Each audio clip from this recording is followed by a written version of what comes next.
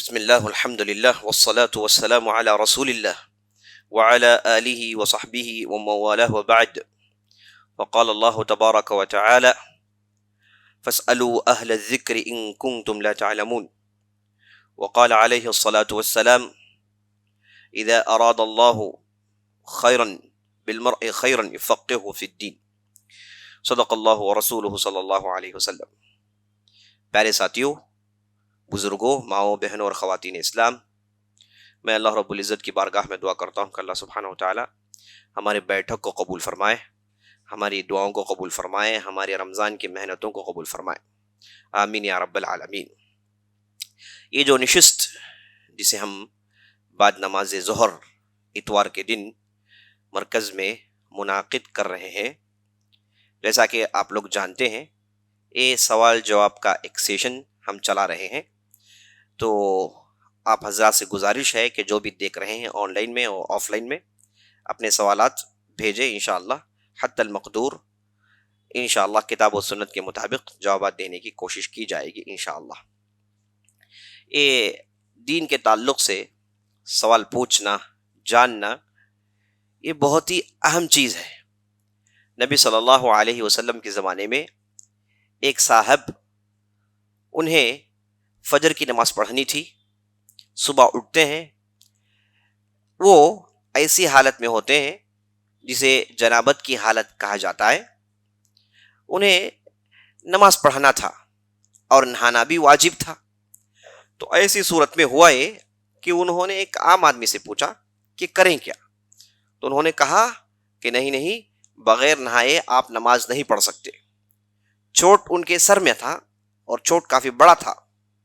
تو انہوں نے یہ فتویٰ دیا کہ نہیں، آپ کو کسی بھی حالت میں نماز پڑھنا ہے اور کسی بھی حالت میں آپ کو نہانا ہے. تو وہ گئے، وہ نہاتے ہیں اور ان کی وفات ہو جاتی ہے. تو لوگوں نے جب نبی صلی اللہ علیہ وسلم سے کہا کہ یہ صاحب کی وفات ہو گئی، تو نبی صلی اللہ علیہ وسلم نے کہا: انما شفاء العی السؤال. جو آدمی نہیں جانتا اس کے لیے حل یہ ہے کہ وہ پوچھ کر جان لے، حکم پوچھ کر جان لے، تب جا کے اس کا دین مکمل ہوتا ہے. تو پوچھ کر جاننا، دین کے معلومات جمع کرنا، یہ بہترین عبادات میں سے ہے. تو چلیے سیشن کا آغاز کرتے ہیں. بعض سوالات مجھے آن لائن میں بھیجے گئے ہیں، تو میں ایک سوال یہاں سے لیتا ہوں. پہلا سوال یہ پوچھا گیا ہے کہ ایک لڑکی ہے جو ایک یونیورسٹی میں پڑھنا چاہتی ہے. وہ کورس میڈیکل کورس ہے. اب یہ کورس کا معاملہ یہ ہے کہ نہ یہ آن لائن میں ہے، نہ یہ قریب ہے. تو کیا ایسی یونیورسٹی میں جا کر جہاں پر حجاب کی پابندی کا انتظام ہے، حجاب کرنے کی اجازت ہے اور ساتھ ساتھ نمازیں بھی ادا کرنے کا موقع فراہم کیا جاتا ہے، کیا ایسی جگہ جا کر ہم پڑھ سکتے ہیں؟ تو جواب یہ ہے کہ بالکل پڑھ سکتے ہیں. پہلے تو یہاں پر آپ کے لیے حجاب کا انتظام کیا گیا ہے، الحمدللہ یہ بہت ضروری ہے. اور نمبر 2، یہاں پر آپ کو نماز میں بھی دقت نہیں ہوتی ہے. عام طور پر یہ دیکھا گیا کہ یونیورسٹیز کے اندر اور کالجز کے اندر ہوتا یہ ہے کہ لوگوں کو نماز پڑھنے سے روکتے ہیں اور نماز پڑھنے کے لیے انہیں موقع فراہم نہیں کرتے. اگر نماز پڑھنے کا بھی موقع ہے اور حجاب کرنے کا بھی موقع ہے تو آرام سے ایسی جگہ جو ہے انشاءاللہ تعلیم حاصل کر سکتے ہیں. اگر سوال پوچھنے والوں نے یہ نہیں ذکر کیا کہ یہ انہی کے گھر کے پاس ہے یا پھر کہیں ابراڈ میں جانا ہے، اگر ابراڈ میں جانا ہے تو ساتھ محرم کا ہونا ضروری ہے. اگر انہی کے ٹاؤن کے قریب ہے، گھر کے قریب ہے، تو انشاءاللہ بڑی آسانی سے ایسی جگہ پڑھ سکتے ہیں انشاءاللہ. کوئی سوال پوچھنا ہے تو پوچھیے، ورنہ میں یہاں سے سوال لیتے جاؤں گا انشاءاللہ.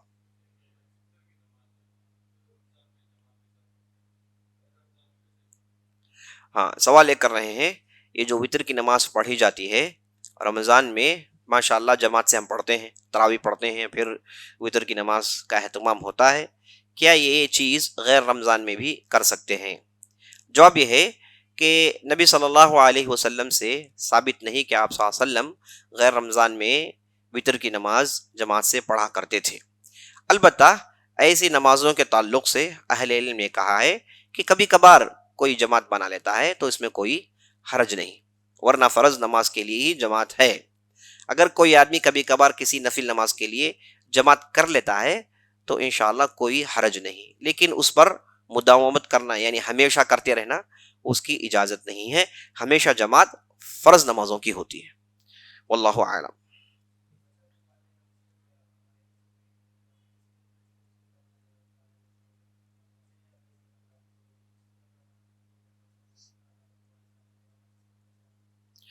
سوال یہ کر رہے ہیں کہ ہم جس ماحول میں رہتے ہیں یہاں پر بچوں کی پڑھائی کو لے کر یہ مسئلہ یہ رہتا ہے کہ بچوں کو باقاعدہ اسکول بھیجا جاتا ہے اور اسکول میں بچہ 10ویں 12ویں اور آگے وہ اس کی پڑھائی پڑھتا ہے۔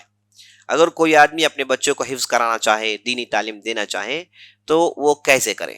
دیکھیے آج کل الحمدللہ اللہ کے فضل و کرم سے ایسے اسکولز اور ایسے اسلامک سینٹرز اللہ نے بنائے ہیں کہ الحمدللہ آپ وہاں پر اسکول کی تعلیم کے ساتھ ساتھ وہاں پر قرآن کا بھی حفظ کا اہتمام کر لے سکتے ہیں۔ دیکھیے آپ کے سامنے خود کئی طلبہ بیٹھے ہیں ماشاءاللہ، ہے نا، انہوں نے مرکز میں باقاعدہ قرآن کو حفظ کیا اور ساتھ ساتھ دنیاوی تعلیم پڑھ رہے ہیں، کوئی 10th پڑھ رہا ہے، کوئی 8th پڑھ رہا ہے، کوئی 9th پڑھ رہا ہے۔ تو الحمدللہ آج ایک بہترین موقع فراہم ہوا جو کہ اس سے پہلے نہیں تھا۔ خود ہماری حالت یہ تھی کہ جب ہم لوگ قرآن حفظ کرنا چاہتے تھے تو ایسے ماحول میں نہیں تھے، بالکل ایسا ماحول تھا ہی نہیں۔ ہوتا یہ تھا کہ آدمی یا تو پھر حفظ کرنے کے لیے پوری تعلیم چھوڑ کر کسی حفظ مدرسے میں داخلہ لے لیں جہاں پر 3 سال 4 سال اسے وہیں پر ٹک کر صرف قرآن ہی پڑھنا پڑے گا، اس کے علاوہ کوئی چیز پڑھ نہیں سکتا۔ یہ نظام تھا۔ تو لوگ جاتے تھے اور حفظ کرنے کے بعد آتے تھے تو اس کے بعد انہیں یہ جو دنیاوی پڑھائی ہے، عصری تعلیم ہے، اسے لے کر بہت پریشانی ہوتی ہے کہ کہاں پڑھائیں، کہاں پڑھائیں۔ اگر اسے کوئی سیدھے بڑے کلاس میں ڈال دیں تو کیا بچہ پڑھ پائے گا؟ تو ایک دم کنفیوژن کا ماحول پیدا ہو جاتا تھا۔ لیکن اللہ سبحانہ وتعالیٰ نے اس مسئلے کو بڑی آسانی سے حل کر دیا۔ ایسے مراکز بنائے، ایسے اسلامک سینٹرز لائے جن کے ذریعے سے یہ مسئلہ حل ہو گیا۔ اب ضروری نہیں کہ کوئی طالب ہے نا فوراً حفظ کر لے، وقت لیں، پارٹ ٹائم حفظ کا پروگرام ہے، اس میں جائیں، 6 سال پڑھیں یا 7 سال پڑھیں، کوئی حرج نہیں، اور قرآن حفظ کریں اور ساتھ ساتھ اپنی دنیاوی تعلیم بھی چلائیں انشاءاللہ۔ اگر کوئی آدمی مکمل طور پر ڈیڈیکیٹ ہو کے پڑھنا چاہتا ہے اس کے لیے بھی الحمدللہ ذرائع ہیں، اس میں عمر کی قید ہوتی ہے۔ اب اسے ملحوظ رکھتے ہوئے آدمی جائیں، جا کر پورا مکمل ڈیڈیکیٹ ہو کے حفظ بھی کر سکتے ہیں انشاءاللہ۔ واللہ اعلم۔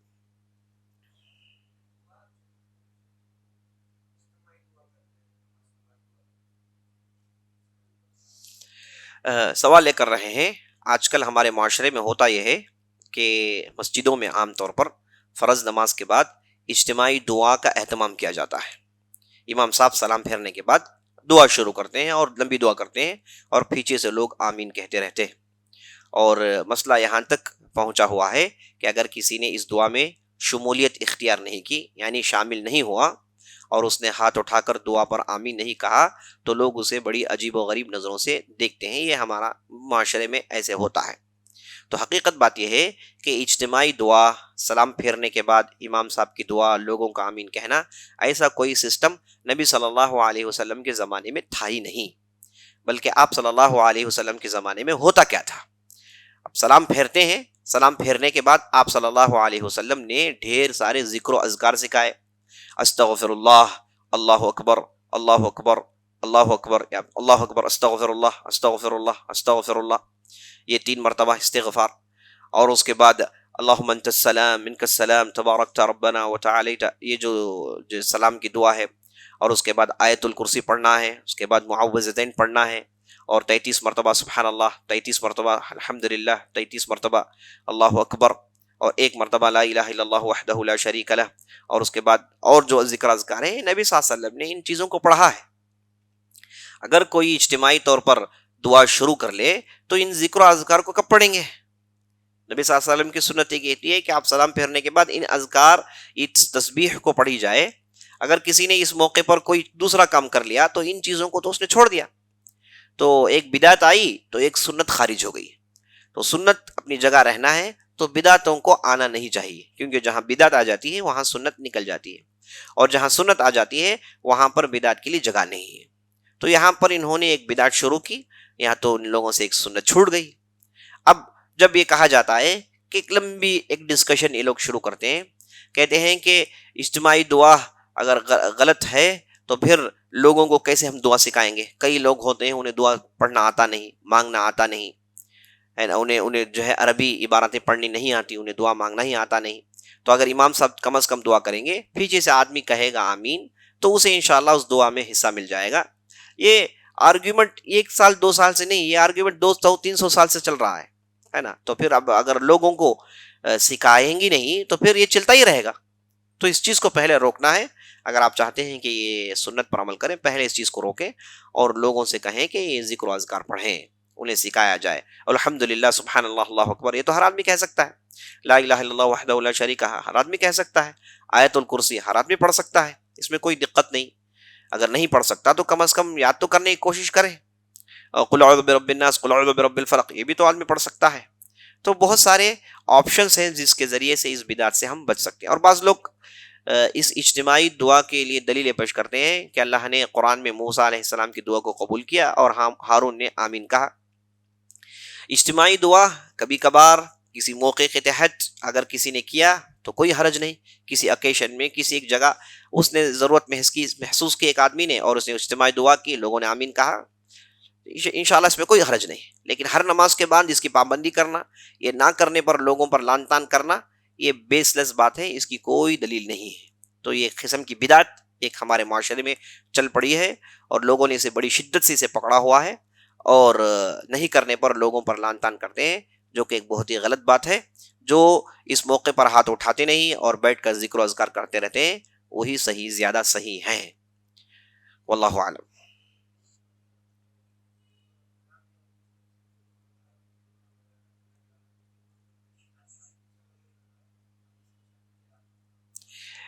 نہیں، یہ سوال یہ کر رہے ہیں کہ وتر کی نماز میں یا پھر فجر کی نماز میں یہ جو قنوت نبی صلی اللہ علیہ وسلم سے پڑھنا ثابت ہے. نبی صلی اللہ علیہ وسلم کے زمانے میں بعض قبائل کے لوگ آئے تھے، عقل عرینہ.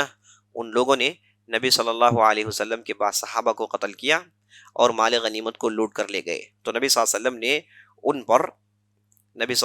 وسلم نے ان پر ایک مہینے سے زیادہ ان لوگوں پر بددعا بھیجتے رہے. اور فجر کی نماز میں آپ صلی اللہ علیہ وسلم نے ان لوگوں پر بددعا بھیجی. تو لوگوں نے اسے دلیل پکڑ کر کیا یہ ہمیشہ کر سکتے ہیں؟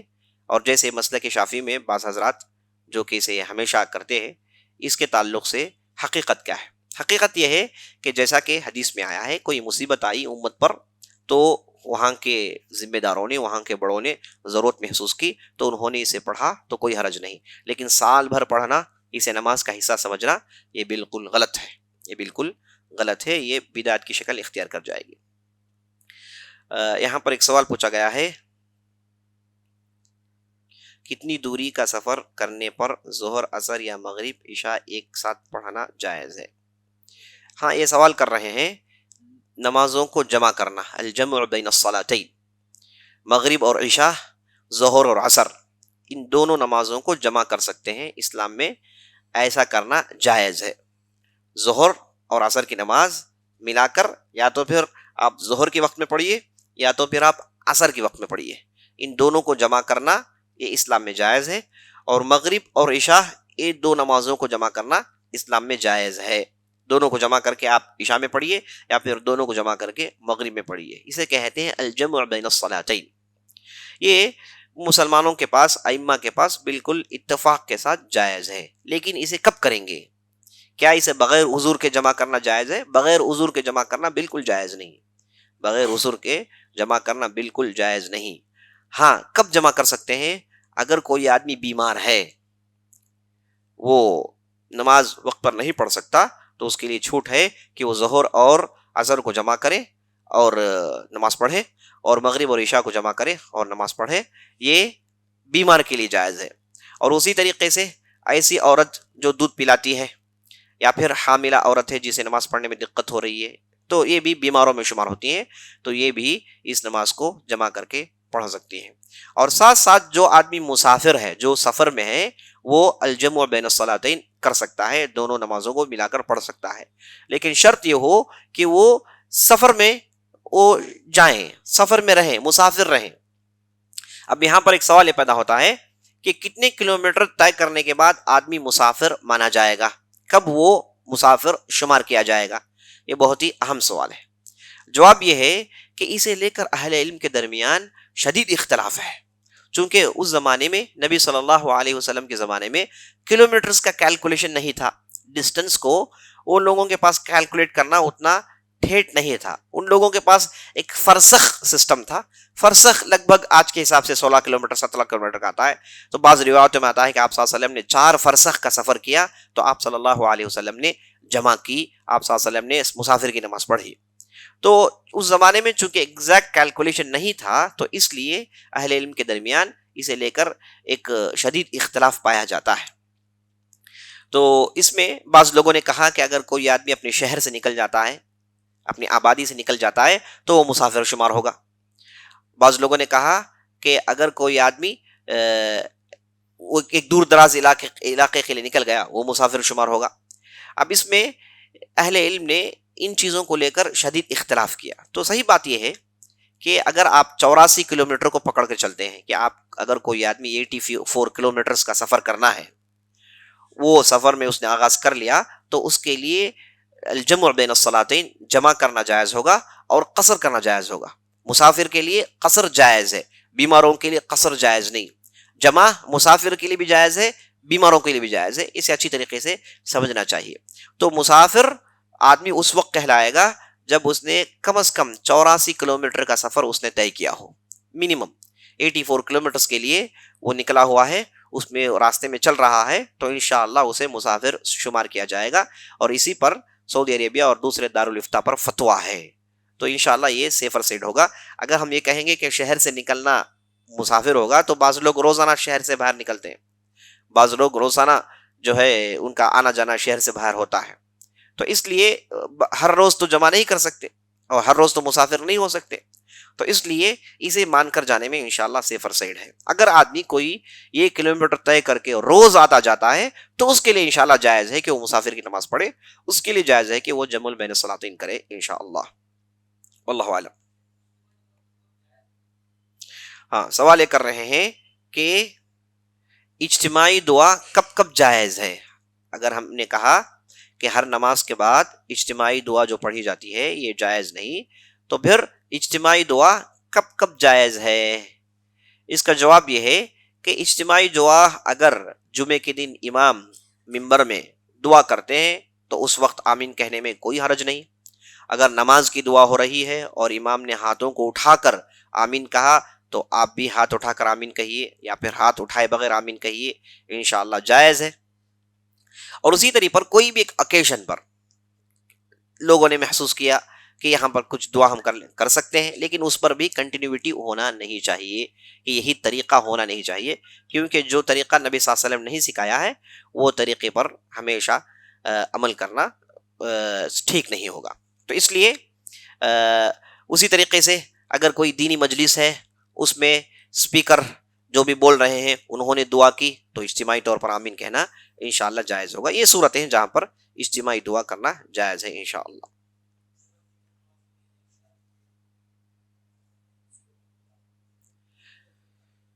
جی، سوال یہ کر رہے ہیں کہ جنازے کی جو نماز ہوتی ہے اس کے بعد وہاں پر بھی دعا ہوتی ہے، اور بعض نکاح کی مجلس میں دعا ہوتی ہے، اور وہاں پر کیا ہاتھ اٹھانا جائز ہے؟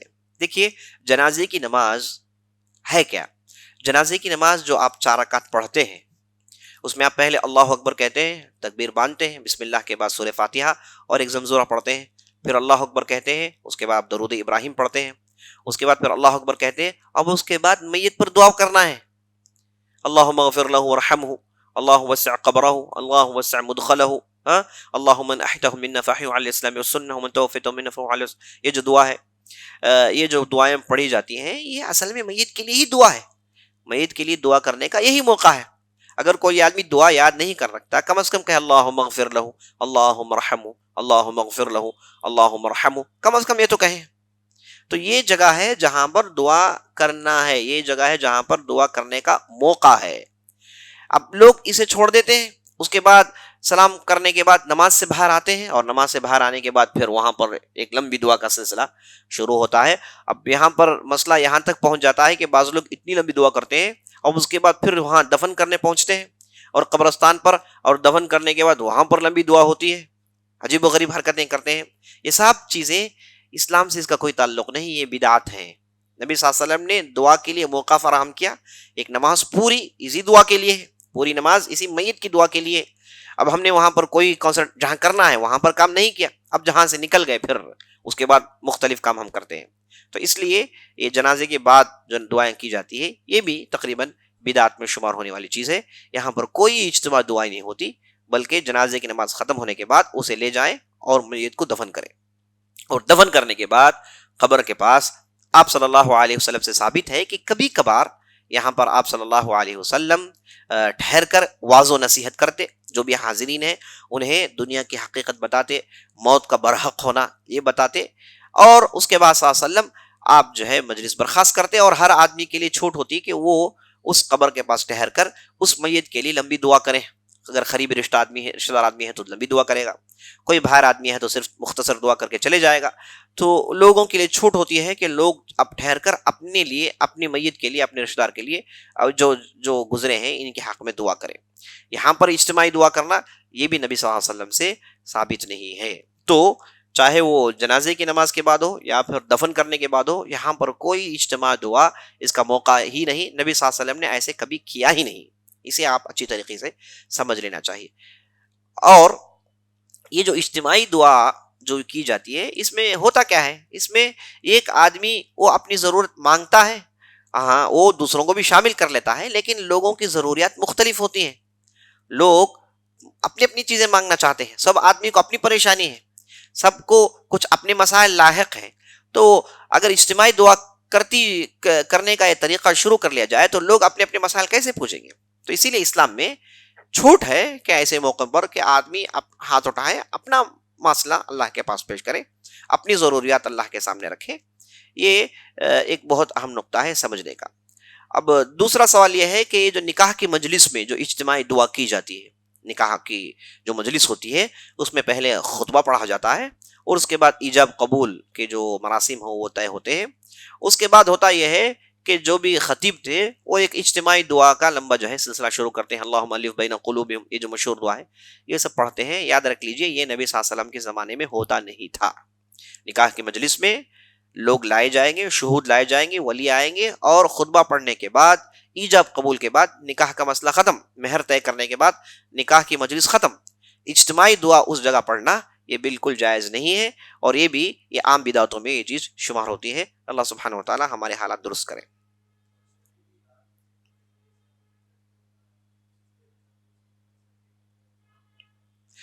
سوال یہ کر رہے ہیں کہ جو فطرہ زکوٰۃ الفطر ہے اس کا جو اماؤنٹ ہے یہ اماؤنٹ کیش کے طور پر دیا جا سکتا ہے کیا؟ ایک سوال۔ دوسرا سوال یہ ہے کہ یہ کیش کسی ادارے کو دیا جا سکتا ہے یا نہیں ہے؟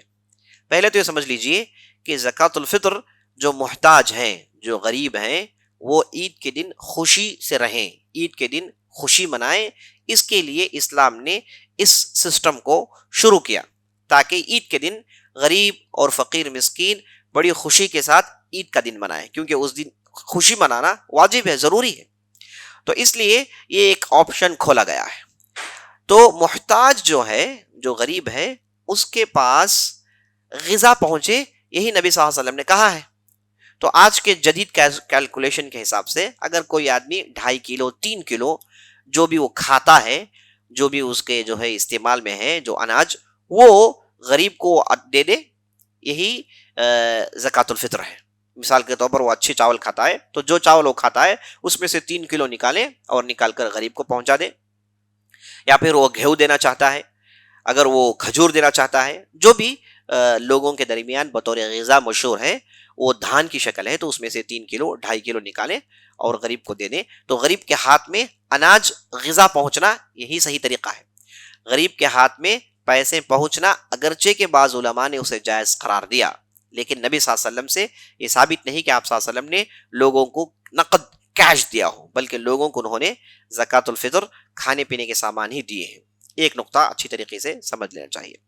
دوسرا نقطہ یہ ہے کہ یہ اگر کوئی ادارہ ذمہ داری لے کر کر رہا ہے، کوئی ادارہ لوگوں کے پاس زکوٰۃ الفطر کے پیسے جمع کرتا ہے، ایک اماؤنٹ فکس کرتا ہے، لوگوں کے پاس زکوٰۃ الفطر کے پیسے جمع کرتا ہے، جمع کرنے کے بعد وہ زکوٰۃ الفطر کو وہ خریدتا ہے غذا، اور غریب کو وقت مقرر پر غذا پہنچاتا ہے، غریب کو وقت مقرر پر غذا پہنچاتا ہے۔ تو ایسا اگر ہے تو آپ انشاءاللہ ضرور کیش دے سکتے ہیں، کیونکہ غریب کے ہاتھ میں غذا پہنچ رہی ہے، غریب کے ہاتھ میں غذا پہنچ رہی ہے۔ اور اہل علم نے بعض سچویشنز میں غریب کے ہاتھ میں کیش دینے کی بھی اجازت دی ہے، جیسے امام ابو حنیفہ رحمۃ اللہ علیہ، امام بخاری رحمۃ اللہ علیہ، ان لوگوں کا مسلک ہے کہ وہ غریبوں کے ہاتھ میں ضرورت کے تحت ڈائریکٹ کیش دینے کی بھی اجازت دیتے ہیں، لیکن افضل غریب کے ہاتھ میں غذا پہنچے، جیسے میں نے آپ کو بتایا۔ واللہ عالم۔ کوئی لوگ کال کر رہے ہیں، میں کال کیسے اٹھائیں؟ ان سے کہیں کہ واٹس ایپ میں ڈالیں۔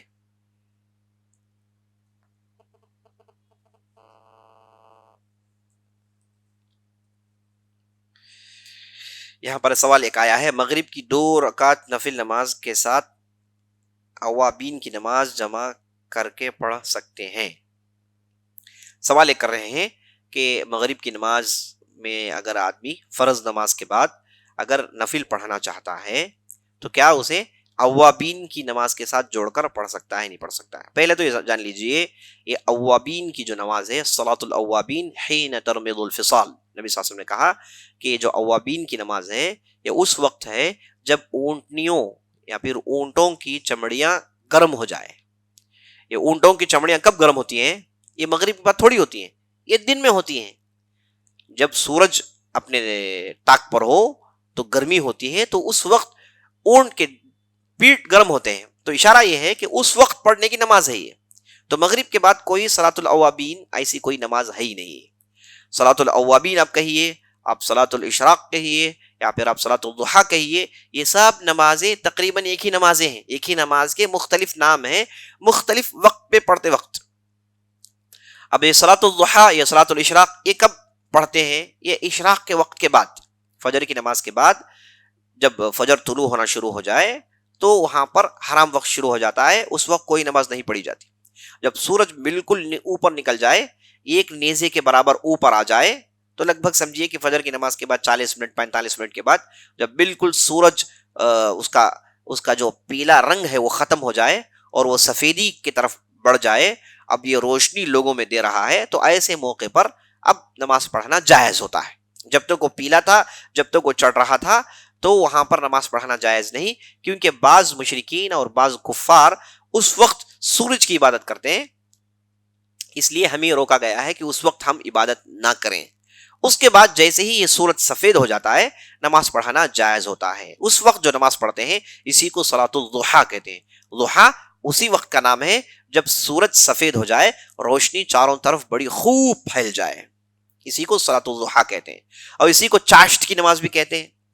اگر آدمی کوئی اور تھوڑی تاخیر کے بعد اور زیادہ سورج گرم ہونے کے بعد پڑھتا ہے تو اسی کو صلاۃ الاوابین کہتے ہیں۔ تو یہ وقت جب سورج بالکل سفید ہو جائے، وہاں سے لے کر زوال سے پہلے پہلے تک کے اس موقع کو نماز پڑھنے کا موقع ہے۔ اس موقع میں جو بھی نماز پڑھیں گے اسی کو صلاۃ الضحیٰ کہیں گے، اسی کو چاشت کی نماز کہیں گے، اسی کو اوابین کی نماز کہیں گے۔ اب یہاں پر 2 4 6 8 رکعتیں پڑھنے کی اجازت ہے۔ 2 بھی پڑھ سکتا ہے آدمی، چاہے تو 4 بھی پڑھ سکتا ہے، چاہے تو 6 بھی پڑھ سکتا ہے، 8 رکعت تک پڑھ سکتا ہے۔ زوال سے پہلے تک اسے چھوٹ ہے، جب چاہے وہ نماز پڑھ سکتا ہے۔ وہ نماز پڑھنے کا بہت بڑا فضل اور بہت بڑی فضیلت والی بات ہے، اور الحمدللہ یہ بہت ہی زبردست عبادت ہے، تو آدمی کو کرنا چاہیے، لیکن یہ مغرب سے اس کا کوئی تعلق نہیں ہے، اسے اچھی طریقے سے سمجھ لینا چاہیے۔ انشاءاللہ بات سمجھ میں آگئی ہوگی۔ یہاں پر ایک سوال آیا ہے،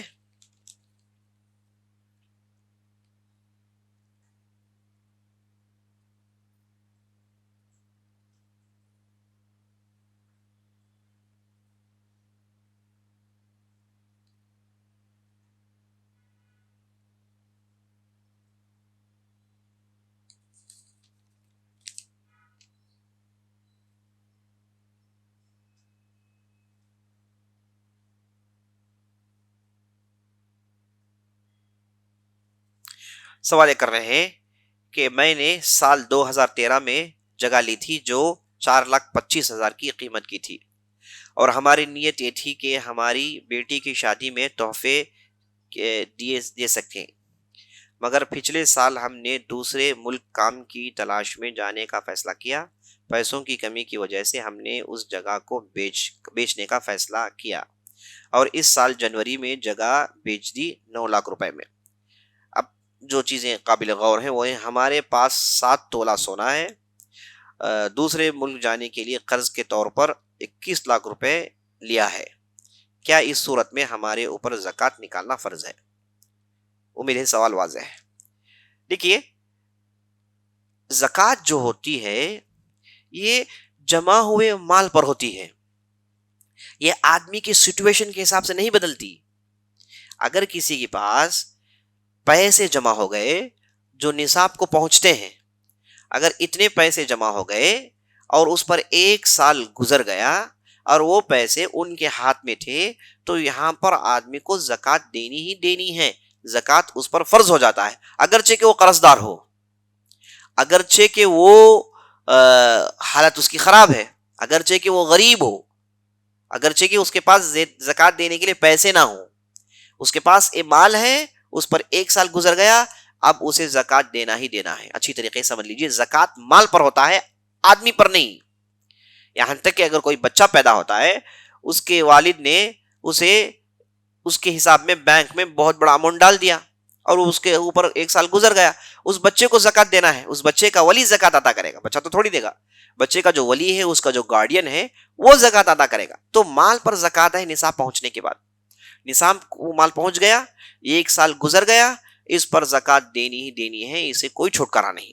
تو اس صورت میں کہیں گے کہ جو بھی ان کے پاس سونا ہے اور جو بھی ان کے پاس کیش ہے، دونوں کو جوڑ لیں، اور سونے کا نصاب کیا ہے؟ 84 گرام، 84 گرامز آف گولڈ، اس کے برابر ان کے پاس کوئی اماؤنٹ ہو اور اس پر 1 سال گزر جائے تو اب انہیں زکوٰۃ دینی ہی دینی ہے۔ اب ان کے ہاتھ میں 9 لاکھ روپے ہیں، تو ان دونوں کو جوڑ لیں، اب جو اماؤنٹ پہنچتا ہے اسے 40 سے ڈیوائڈ کریں، جو کہ 2.5% ہوتا ہے، یہ نکال کے زکوٰۃ ادا کریں۔ اب انہیں جو قرض دینا ہے، 21 لاکھ روپے کہتے ہیں کہ قرض دینا ہے، اگر یہ قرض فوری طور پر دینا چاہتے ہیں، ان کے پاس جو بھی پیسہ ہے وہ اٹھا کر قرض دار کو دینا چاہتے ہیں، تو دے دیں، کوئی زکوٰۃ نہیں۔ لیکن قرض دار سے انہوں نے اتفاق کیا ہے کہ میں جاؤں گا، کماؤں گا، ماہانہ اتنا پھیڑوں گا، تھوڑا تھوڑا پھیڑوں گا، تو انہوں نے قرض دار کے ساتھ اتفاق کیا، ایک شیڈیول بنا لیا ہے، تو ایسی صورت میں وہ زکوٰۃ دینی پڑے گی انہیں، جو بھی مال ان کے پاس جمع ہو گیا ہے اس کی زکوٰۃ انہیں دینی پڑے گی۔ اگر وہ فوری ٹھا کے پورا پیسہ قرض دار کو دے دیتے ہیں تو ایسی صورت میں کوئی زکوٰۃ نہیں ہے، تو زکوٰۃ دینی پڑے گی۔ جیسے میں نے آپ کو بتایا، زکوٰۃ مال پر ہے، 1 سال جمع ہو گیا ہے، اس پر نصاب کو پہنچا ہوا ہے اور وہ آپ کے کنٹرول میں ہے، تو آپ کو زکوٰۃ دینی ہی دینی ہے، واللہ اعلم۔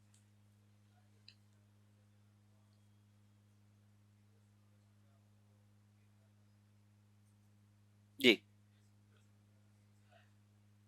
سوال یہ پوچھ رہے ہیں کہ آج کل انسٹالمنٹ میں، ای ایم آئی میں جو کہا جاتا ہے، اس میں گاڑی لوگ خریدتے ہیں یا پھر کوئی دوسری چیز خریدتے ہیں، اس میں سے پہلے ہی بتا دیا جاتا ہے کہ اس میں اتنا سود پڑے گا، اس پر اتفاق ہوتا ہے، ایسا لینا جائز ہے نہیں جائز ہے؟ جواب یہ ہے کہ جائز نہیں ہے۔ اگر آپ سود دینے کا ارادہ کرتے ہیں یا پھر سود دینا نہیں چاہتے، لیکن آپ نے اس کاغذ میں دستخط کرنا چاہا، تو آپ اس میں شمار ہو جائیں گے، جس میں نبی صلی اللہ علیہ وسلم نے کہا لعن اللہ آکل الربا وموکلہ وکاتبہ، نبی صلی اللہ علیہ وسلم نے لعنت بھیجی سود کھانے والے پر، سود کھلانے والے پر، سود کو لکھنے والے پر، سود پر شہادت دینے والے پر، ان سب پر نبی صلی اللہ علیہ وسلم نے لعنت بھیجی ہے۔ تو اس اعتبار سے ایسے قسم کے ڈاکومنٹس میں سائن کر کے اس ٹرانزیکشن میں جانا، اس ٹرانزیکشن میں انوالو ہونا خود جائز نہیں ہے، ایسی چیز نہیں کر سکتے۔ تو پھر کسی کو گاڑی کی ضرورت ہے یا پھر کوئی چیز کی ضرورت ہے، اس کے پاس پیسے نہیں، تو وہ کرے گا کیا؟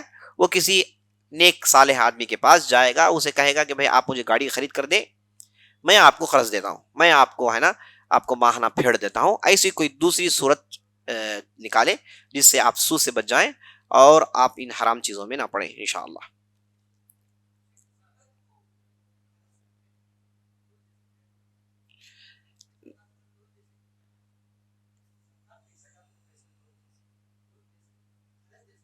زکوٰۃ کا پیسہ آپ کے پاس جمع ہے، اس میں سے اٹھا کے آپ قرض دے رہے ہیں. سوال یہ کر رہے ہیں کہ میرے پاس زکوٰۃ دینے کا پیسہ ہے، لیکن میرے پاس ایک آدمی قرض پوچھ رہا ہے، تو میں کیا اس زکوٰۃ کے پیسے کو اسے قرض دے سکتا ہوں؟ دیکھیے، زکوٰۃ اسے کہتے ہیں جسے آپ نکالتے ہیں، جو آپ سے نکل گیا. اگر آپ کے پاس 1,00,000 روپے ہے، آپ نے 2,500 روپے زکوٰۃ نکالنی ہے، تو آپ نے اسے نکالی اور آپ نے دے دیا کسی اور کو. ٹھیک ہے نا؟ یہ چیز زکوٰۃ آپ سے نکل جانی ہے. آپ اپنے کنٹرول میں رکھیں گے، آپ اپنے پاس رکھیں گے تو زکوٰۃ نکلی نہیں. ایک نقطہ. دوسرا نقطہ یہ ہے کہ اگر کسی کے پاس زکوٰۃ کے پیسے ہیں تو وہ فوراً جو آدمی محتاج ہے اس کے پاس پہنچا دے. اگر یہ جسے آپ قرض دینا چاہتے ہیں یہ محتاج ہے تو آپ اسے دے دیجیے، قرض کے طور پر نہیں، آپ اسے دے دیجیے کہ آپ جائیں اپنا قرض ادا کریں. ایسا کرنا جائز ہے. لیکن آپ سوچتے ہیں کہ یہ آدمی اگر آپ سے پیسے لے گا تو غلط استعمال کرے گا، کہیں بیکار کر دے گا، تو آپ کیلکولیشن کر کے اپنے پاس رکھنا چاہتے ہیں اور اس آدمی کی ضرورت کے تحت مدد کرنا چاہتے ہیں. ایسا کرنا جائز ہے. آپ نے اپنا زکوٰۃ نکالا، مثال کے طور پر آپ کے پاس 20,000 روپے نکلے، آپ نے اپنے پاس رکھ لیا. آپ کو معلوم ہے کہ آپ فلاں آدمی کو دینا چاہتے ہیں، وہ آدمی محتاج ہے، لیکن وہ آدمی ٹھیک سے لین دین نہیں کرتا، اسے پیسوں میں خرچ کرنا آتا نہیں، یا پھر آدمی کی عادت ٹھیک نہیں، یا پھر آدمی کے اندر کوئی خامی ہے. بہرحال تو آپ اسے پورا پیسہ دینا نہیں چاہتے، آپ اس کی ضرورت کے تحت تھوڑا تھوڑا کہہ کے توڑ کے دینا چاہتے ہیں تاکہ وہ اس کی ضرورت پوری کر لے. تو آپ نے 20,000 روپے اپنے پاس رکھے، آپ نے نیت کی کہ میرا زکوٰۃ کا پیسہ نکال دیا، لیکن آپ اپنے پاس لکھ کے رکھے ہوئے ہیں اور جیسے اس کی ضرورت پڑے گی آپ اس میں سے نکال کر دیتے ہیں. ایسا کرنا جائز ہے. ایسا کرنا جائز ہے. لیکن زکوٰۃ کا پیسہ آپ اٹھائے، آپ کی زکوٰۃ ہے 20,000 روپے یا پھر 10,000 روپے جو بھی ہو، آپ اسے کسی کو قرض دے رہے ہیں، وہ پھر آپ کو واپس آئے گا قرض. زکوٰۃ تو نکالنے کا نام ہے. یا تو پھر آپ اسے کہیے کہ لے جا بھائی تیرا قرض تو پھیڑ لے، یا پھر آپ سوچتے ہیں کہ اسے پورا پیسہ دوں گا تو پھر غلط سلط کرے گا، پھر قرض کو نہیں پہنچائے گا، تو آپ اس طریقے سے سسٹم بنائیں. یا پھر آپ پیسے لیں، آپ اس کے طرف سے جو اس کا قرض دار ہے اس کے ہاتھ میں دیکھیں، حساب چکتا کریں. ایسی صورتیں کرنا جائز ہے. لیکن قرض دے کے پھر آپ کا پیسہ آپ کے پاس واپس آئے تو پھر یہ زکوٰۃ کے خلاف ہو جائے گا. زکوٰۃ نکالنے کا نام ہے. واللہ اعلم.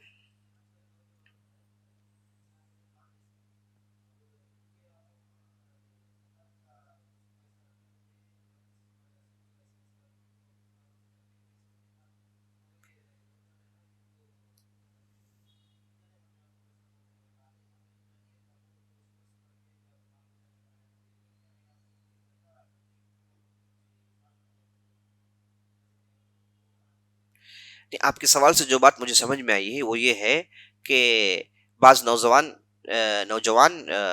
نیک صالح ہوتے ہیں لیکن وہ محتاج ہوتے ہیں، ان کے پاس پیسے نہیں ہوتے، خاندان ان کا غریب ہے، خاندان ان کا محتاج ہے. وہ نوجوان کو پڑھائی کے لیے پیسوں کی ضرورت پڑ رہی ہے، یا پھر کوئی گھر کا مسئلہ ہے وہاں پر پیسوں کی ضرورت پڑ رہی ہے. کیا ہم اس نوجوان کو دے سکتے ہیں؟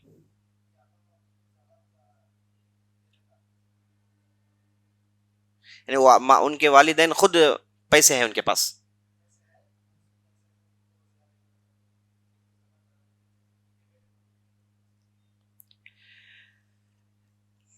نہیں، آپ کا سوال مجھے جو ہے کلیئر نہیں ہے.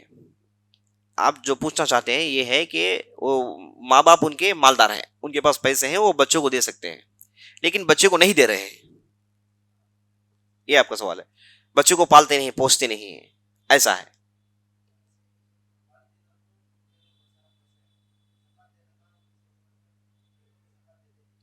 نہیں، زکوٰۃ دینا چھوڑیے، یہ تو ان کا بچہ ہے. ہاں، والد بچے کے لیے زکوٰۃ نہیں دے گا، بچہ والد کے لیے زکوٰۃ نہیں دے گا، کیونکہ ایک دوسرے کو دیکھنا ان لوگوں پر فرض ہوتا ہے. کوئی والد ہے تو اس کا بچہ، اس کی جو ہے پڑھائی کے اخراجات ہیں، اس کے جو ہے میڈیکل اخراجات ہیں، اس کے کھانے پینے کا خرچ ہے، یہ پورا کپڑا والد اٹھانا والد پر فرض ہے، واجب ہے.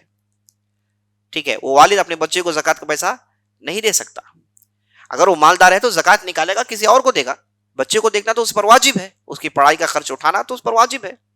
اگر نہیں کرتا تو اللہ کے پاس پکڑا جائے گا، گنہگار ہے.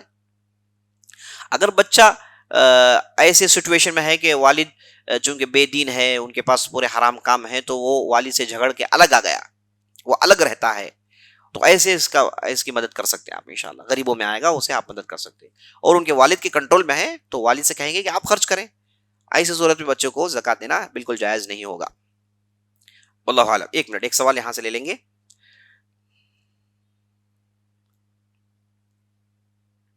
سوال یہ کر رہے ہیں کہ وتر کی نماز کے موقع پر کیا ہم ہاتھ اٹھا سکتے ہیں؟ جب امام دعا کرتے ہیں ہاتھ اٹھا کر، کیا ہم اس وقت ہاتھ اٹھا سکتے ہیں یا پھر ہاتھ چھوڑ دیں؟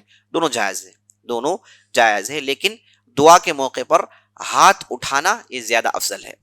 دعا یہ ہاتھ کو اٹھانے سے جڑا ہوا ہے۔ ہاتھ اٹھانا دعا کے لیے بہت ہی زبردست سفیشینٹ پوزیشن ہے کہ آدمی ہاتھ اٹھائے اور دعا کرے۔ بغیر ہاتھ اٹھا کے دعا کرنا بھی جائز ہے، لیکن ہاتھ اٹھا کے دعا کرنا یہ اس سے زیادہ بہتر ہے۔ تو آپ صلی اللہ علیہ وسلم نے کئی موقع پر ہاتھ اٹھا کے دعا کی، عرفات کے میدان میں، بدر کی لڑائی کے موقع پر، کئی موقع پر آپ صلی اللہ علیہ وسلم نے ہاتھوں کو اٹھا کر دعا مانگی ہے۔ تو ہاتھوں کو اٹھانا دعا سے جڑی ہوئی چیز ہے انشاءاللہ، تو افضل ہوگا کہ آپ ہاتھ اٹھائیں۔ لیکن وتر میں عام طور پر ہر جگہ دعا نہیں ہوتی، کبھی کبھار اللہ کی تعریف ہوتی ہے، جیسے اللہم اہدنا فیمن ہدیت وعافنا فیمن عافیت، یہ ہے نا، اس میں جو ہے یہ تو دعا ہے، اللہم اہدنا فیمن، یہ تو دعا ہے۔ بعض جگہ جو ہے سبحان ذی الجبروت والملکوت والکبریاء والعظمہ، اس میں اللہ کی تسبیح، اللہ کی بڑائی بیان کی جاتی ہے، تب آدمی ہاتھ نہیں اٹھاتا تو الگ بات ہے۔ لیکن جب اللہ سے مانگا جاتا ہے، جیسے اس دعا میں اللہم اہدنا فیمن ہدیت، اے اللہ ہمیں ہدایت دے، اے اللہ ہمیں صحیح راستے میں ڈال، اے اللہ ہماری ذمہ داری اٹھا لے، تو ایسے موقع پر ہاتھ اٹھانا زیادہ بہتر ہوگا انشاءاللہ۔ اگر کوئی آدمی ہاتھ نہیں اٹھاتا، ایسے ہی آمین کہتا ہے تو بھی چلے گا انشاءاللہ۔ وتر کی دعا میں آمین کہنا زیادہ بہتر ہے یا پھر خاموش رہنا بہتر ہے؟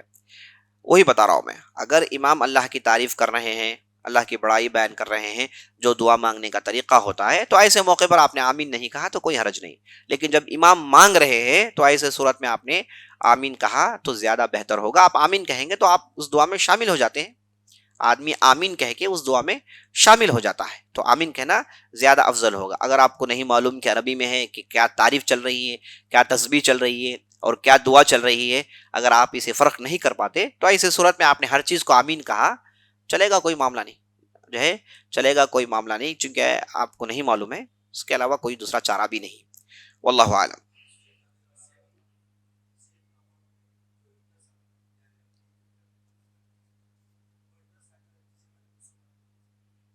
سوال یہ کر رہے ہیں کہ عام طور پر اکاؤنٹ جو سیونگ اکاؤنٹس ہوتے ہیں، اس میں بینک خود ایک سود کا اماؤنٹ ڈالتا ہے، آپ اسے روک نہیں سکتے، وہ بینک کا نظام ہوتا ہے۔ آپ کے پیسے اکاؤنٹ میں ہیں تو خود بخود وہ پیسے اس میں ایڈ ہو جاتے ہیں، تو ان پیسوں کو نکال کر کیا کسی غیر مسلمان کو دے سکتے ہیں؟ دیکھیے، یہ جو بینک میں جو حرام پیسے جمع ہو جاتے ہیں، اسے آپ دے نہیں سکتے، اسے آپ ڈسپوز کرنا ہے۔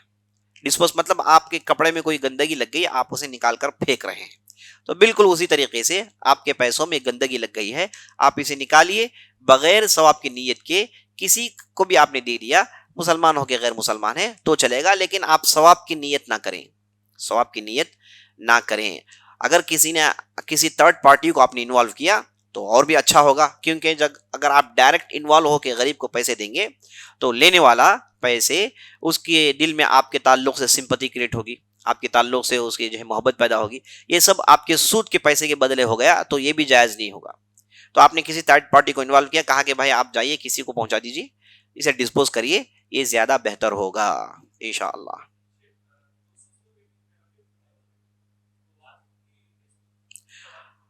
ہاں، دو سجدوں کے درمیان، عام طور پر جب بھی نماز پڑھی جاتی ہے تو دو سجدوں کے درمیان اللہم اغفر لی ورحمنی واہدنی وعافنی ایک دعا پڑھی جاتی ہے، کیا دعا پڑھنا واجب ہے یا نہیں ہے؟ یہ اہل علم کے درمیان ایک مختلف فی مسئلہ ہے۔ امام احمد بن حنبل اور دوسرے ائمہ کے پاس یہ پڑھنا واجب ہے، اگر کسی نے چھوڑ دیا تو اسے سجدے سہو کرنا پڑے گا، اور دوسرے ائمہ کے پاس یہ واجب نہیں ہے۔ ان کی دلیل یہ ہے کہ نبی صلی اللہ علیہ وسلم نے حدیث مسیء الصلاۃ، ایک مشہور حدیث ہے، جب آپ صلی اللہ علیہ وسلم مسجد میں تشریف فرما تھے تو ایک صاحب مسجد میں داخل ہوئے اور سیدھے انہوں نے نماز شروع کر دی، اور نماز انہوں نے بڑی تیزی سے پڑھی، تو نبی صلی اللہ علیہ وسلم نے بلا کر کہا ارجع فصلی فانک لم تصلی، جاؤ پڑھو، تم نے نماز ہی نہیں پڑھی۔ تو صاحب گئے، پھر نماز پڑھے، پھر اسی طریقے سے انہوں نے پڑھا، پھر نبی صلی اللہ علیہ وسلم بلا کر کہا کہ جاؤ پھر پڑھو، تو 3 مرتبہ ایسا ہوا، تو تیسری مرتبہ وہ صحابی نے کہا یا رسول اللہ آپ مجھے سمجھائیے کہ نماز کیسی پڑھنی چاہیے۔ تو نبی صلی اللہ علیہ وسلم نے اس وقت نماز سمجھائی، انہیں کہا کہ تکبیر کہو اطمینان سے، اس کے بعد سورہ فاتحہ پڑھو، اس کے بعد رکوع کرو اطمینان سے. تو آپ صلی اللہ علیہ وسلم نے پوری جو ہے نماز انہیں بتائی. تو اہل علم کہتے ہیں کہ اس میں جو باتیں بتائی گئی ہیں وہی واجب ہیں، ان میں جو باتیں نہیں بتائی گئی وہ واجب نہیں ہو سکتا. تو ان میں یہ دعا پڑھنا نبی صلی اللہ علیہ وسلم نے نہیں بتایا ہے، تو اس لیے یہ دعا پڑھنا واجب نہیں ہے، مستحب میں شمار ہوگا. اور انشاءاللہ وہی صحیح ہے کہ انشاءاللہ وہ مستحب میں شمار ہوگا.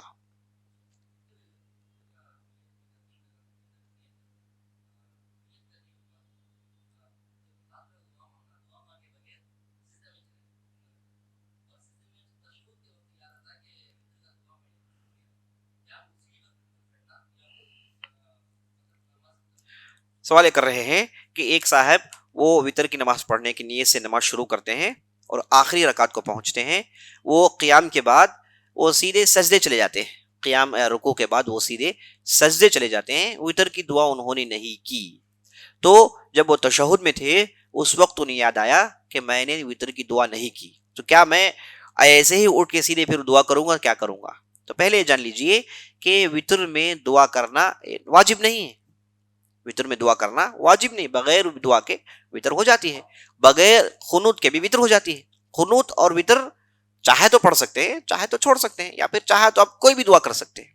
اور یہ دعا کرنا مستحب ہے، اگر کسی نے دعا چھوڑ دی تو بھی اس کی وتر صحیح ہے، تو بھی اس کی وتر صحیح ہے. تو اس کے لیے جواب یہ ہے، چونکہ انہوں نے اس جگہ جو موقع تھا اسے انہوں نے چھوڑ دیا، تشہد میں واپس آ گئے، تو ایسی صورت میں وہ نماز مکمل کر لیں گے. اب اس کے بعد اپنی دعا کریں گے. اب یہ واپس جا کے وتر کی دعا کرنا ان کے لیے ضروری نہیں ہے، ضروری نہیں ہے. کیونکہ نماز کے پوزیشنز کو آدمی بدلا کے اٹھ کے کھڑا ہوگا اس وقت اگر وہ چیز واجب ہو، کوئی چیز اس نے واجب چھوڑ دی یا پھر رکن چھوڑ دیا، تو وہ پھر اس پوزیشن کو واپس جائے گا، پھر واپس آئے گا وہاں سے. جیسے کسی نے سجدہ چھوڑ دیا، مثال کے طور پر دوسری رکعت میں وہ سجدہ چھوڑ دیا، ایک سجدہ اس نے کیا، اس کے بعد وہ کھڑا ہو گیا. اب سجدہ کرنا رکن ہے، تو وہ جو بھی پوزیشن میں ہو پھر اس پوزیشن کو ریٹرن آئے گا، سجدہ کرے گا، پھر ریسٹارٹ کرے گا، پھر نئے سر سے وہ تیسری رکعت شروع کرے گا. یہ اس وقت جب اس نے رکن یا پھر واجب چھوڑ دیا ہو. چونکہ وتر کی دعا نہ یہ رکن ہے نہ یہ واجب ہے، یہ ایک مستحب فعل ہے. اب اس سے وہ چھڑ گیا تو واپس جا کے وہ کرنے کی ضرورت نہیں انشاءاللہ.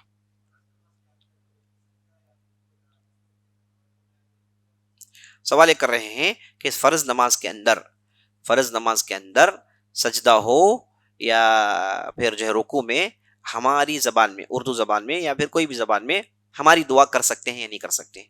فرض نماز میں اس کی بالکل اجازت نہیں ہے.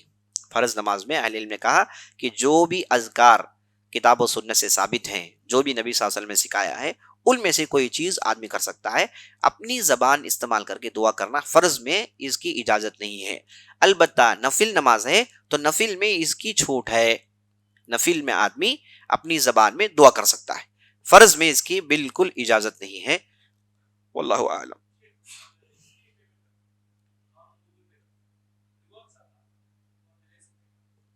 ہاں، سوال یہ کر رہے ہیں کہ ہم آن لائن پیمنٹس کرتے ہیں، جو کوئی بھی چیز خریدتے ہیں بینک کے سے پیمنٹ کرتے ہیں، تو اس میں سے چند پوائنٹس ملتے ہیں، اسے بعد میں ریڈیم کر لیا جاتا ہے نا. وہ کبھی وہ مختلف شکل میں اختیار کر لے سکتے ہیں کہ کیش کر لے سکتے ہیں یا پھر کوئی چیز خرید سکتے ہیں.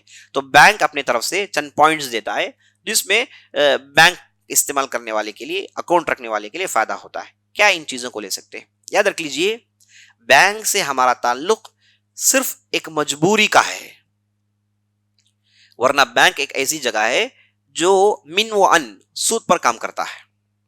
تو ایسی جگہ جانا، ایسی جگہ ٹھہرنا، ایسی جگہ کا پانی پینا، ایسی جگہ، یہ سب جائز نہیں ہے.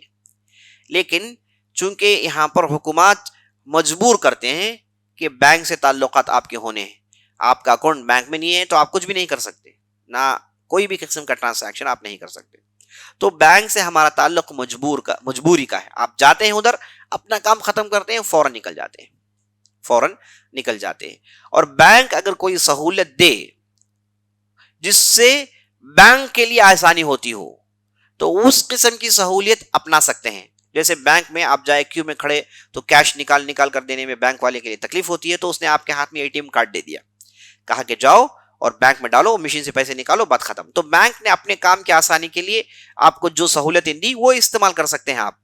لیکن بینک کی طرف سے گفٹس، بینک کی طرف سے جو بھی تحفے تحائف ملتے ہیں، یہ لینا بالکل جائز نہیں، یہ لینا بالکل جائز نہیں۔ نبی صلی اللہ علیہ وسلم سے ثابت ہے کہ سود دینے کے بعد، سود کے بدلے کسی بھی قسم کا پیسے دینے کے بعد اس کے بدلے کسی بھی قسم کا فائدہ ہوتا ہے، وہ سود میں شمار ہوگا۔ کل قرض جر نفعا فهو ربا، ہر قرض جو آپ کو کسی بھی قسم کا فائدہ لائے وہ ہوتا ہے سود۔ تو بینک میں آپ پیسے جمع کرتے ہیں، آپ کے پیسے ڈالتے ہیں، یہ بینک آپ سے پیسے لیتا ہے، یہ گویا کہ آپ نے بینک کو قرض دیا ہے، یا پھر بینک میں آپ نے اپنے پیسے جمع کیے۔ تو بینک سے آپ اپنا پیسہ نکال سکتے ہیں، بینک آپ کے پیسے لے کر آپ کو کوئی دوسرا فائدہ دیتا ہے تو پھر وہ سود میں شمار ہو جائے گا، تو پھر وہ سود میں شمار ہو جائے گا۔ تو ایسا کرنا بالکل جائز نہیں ہے۔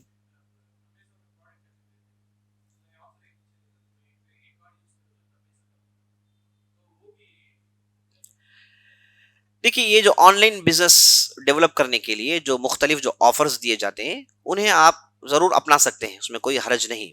لیکن اگر انہوں نے ان آفرز کو بینک کے ذریعے سے آپ کو اس نے یہ کیا ہے، بینک کے ذریعے سے اپروچ کرتا ہے، تو وہاں پر وہ ضرور بینک سے کچھ فائدہ لیتا ہوگا، یا پھر وہ آپ کے پیسوں کو بینک استعمال کر کے انہیں کچھ دیتے ہوں گے۔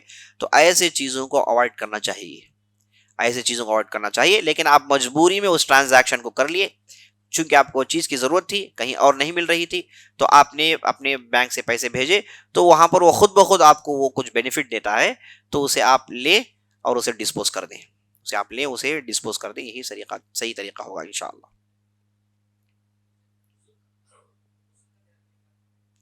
سوال کر رہے ہیں کہ ایک منٹ، ایک سوال ادھر، اس کے بعد کیا قیام اللیل میں تراویح بھی داخل ہے؟ سوال کر رہے ہیں کہ جو قیام اللیل تہجد کی نماز پڑھتے ہیں، کیا اس میں تراویح بھی داخل ہے؟ آپ تراویح کہیے، آپ تہجد کہیے، آپ قیام اللیل کہیے، یہ سب راتوں میں پڑھی جانے والی نمازیں ہیں، سب ایک ہی چیز ہے، مختلف نام ہے۔ بعض لوگوں نے اسے تراویح کہا، بعض لوگوں نے قیام اللیل کہا، بعض لوگوں نے تہجد کہا، یہ ایک ہی نماز ہے جو 11 رکعت پڑھی جاتی ہے۔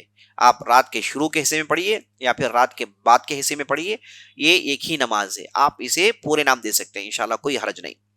اب ایک اجازت ہے کہ آپ 11 رکعت سے زیادہ پڑھنے کی اجازت ہے، اگر کوئی آدمی زیادہ پڑھتا ہے تو بھی اسے بھی قیام اللیل کہا جائے گا، اسے بھی تہجد کہا جائے گا، اسے بھی دوسرے نام جو دیتے ہیں سب نام اسے دے سکتے ہیں۔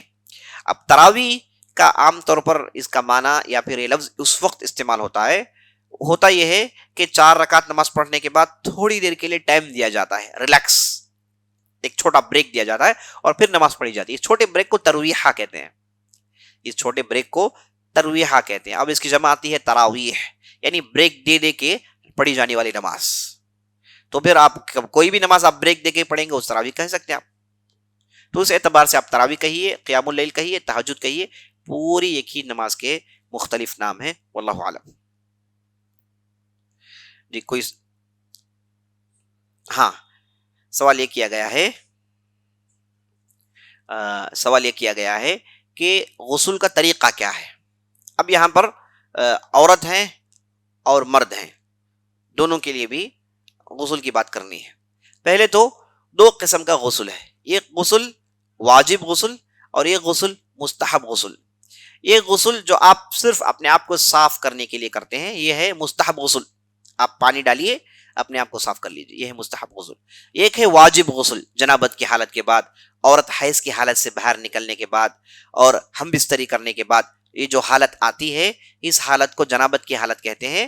اس حالت میں آدمی جو غسل کرتا ہے اسے واجب غسل کہتے ہیں، اسے واجب غسل کہتے ہیں۔ اب غسل کرنے کے بھی 2 طریقے ہیں، ایک طریقہ یہ ہے کہ آپ بالکل سنت کی اتباع کرتے ہوئے، پورے لوازمات کرتے ہوئے غسل کریں، ایک ہے صرف واجب غسل کر لے۔ واجب غسل کیا ہے؟ اگر کسی نے اپنے سر سے پانی ڈالا اور اپنے پورے جسم کو بھگو لیا، غسل کی نیت کر کے اس نے ایک نہر میں چھلانگ لگایا، غسل کی نیت کر کے اس نے سمندر میں چھلانگ لگایا اور باہر نکل آیا، تو اس کا غسل مکمل، اس کے بعد جا کے وہ عبادت کر سکتا ہے۔ یہ ایک طریقہ، یہ بیسک چیز اسے اگر کر لے گا تو بھی اس کی عبادتیں قبول ہو جاتی ہیں۔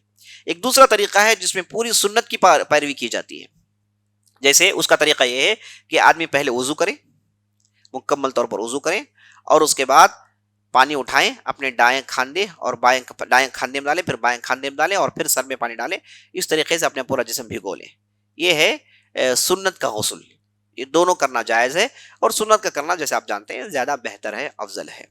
اور اس میں مرد اور عورت دونوں کے لیے ایک ہی حالت ہے، دونوں کے لیے ایک ہی حالت ہے. البتہ صرف فرق یہ ہے کہ اگر کوئی عورت حیض کے حالت سے باہر جا رہی ہے تو وہ اپنے پورے بال کھولے گی، جو بھی چوٹی وغیرہ ہے اسے کھول کر پورے بالوں کے جڑوں کو بھگا کر وہ بالکل پورا مکمل غسل کرے گی. اگر وہ صرف جنابت کا غسل کرتی ہے تو اہل علم نے اجازت دی کہ وہ اپنے چوٹی کے ساتھ ایسے ہی پانی ڈال کے جنابت کا غسل وہ کر لے سکتی ہے. بعض اہل علم نے اس کی اجازت دی ہے. یہ فرق ہے مرد اور عورت کے غسل میں. واللہ اعلم.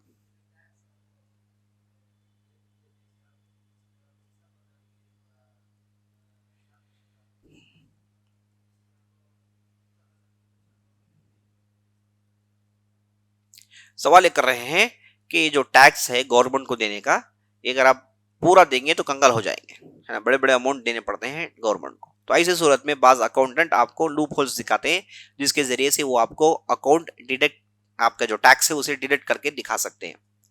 دیکھیے، صحیح طریقہ یہ ہے کہ آپ جس ملک میں رہتے ہیں وہاں کے قاعدے قوانین کو آپ مان کر چلیں. اس میں آپ کے لیے سیفٹی ہے، اس میں آپ کے لیے فائدہ ہے. اگر آپ نے ڈیویشن یا پھر ایویشن کرنے کی کوشش کی تو ہمیشہ رسک میں رہتے ہیں، ہمیشہ رسک میں رہتے ہیں. تو سیدھے سیدھے قاعدے قوانین مان کر چلیے، اس میں زیادہ آپ کو فائدہ ہے. یہ ایک بات. دوسری بات، چونکہ یہ جو قاعدے قوانین ایک حکومت کی طرف سے بنائے گئے ہیں، اس میں آپ نہ حلال کہیے نہ حرام کہیے، ایسی کوئی بات آتی نہیں ہے. یہ حکومت کی طرف سے بنائی گئی ایک چیز ہے جس سے کرنے سے لوگوں کو فائدہ ہوتا ہے، نہیں کرنے پر حکومت آپ کو پکڑے گی. تو ایسی صورت میں خاص طور پر ٹیکس کو لے کر اگر کوئی آدمی ایویشن کے لیے کچھ ڈیڈکشن کے لیے کوشش کرتا ہے، اگر اس کے پاس پراپر ڈاکومنٹس ہیں تو انشاءاللہ وہ استعمال کر کے کر سکتا ہے. یہ آپ کو اپنا اکاؤنٹنٹ بتائے گا کہ کیا کریں، کیسے کریں، اسے آپ مان کر چلیں. اگر سفید جھوٹ ہے اس چیز سے پرہیز کر لیں. سفید جھوٹ بولنا ہے، جیسے آپ نے بتایا خاص گھر میں ہے، رینٹ گھر میں ہے خاص گھر بتائیں، یا پھر خاص گھر میں رینٹ گھر بتائیں، ایسے جو ہے جو صریح جھوٹ ہوتا ہے اس چیز سے اعراض کرے، اس چیز سے اعراض کرے. اللہ اعلم.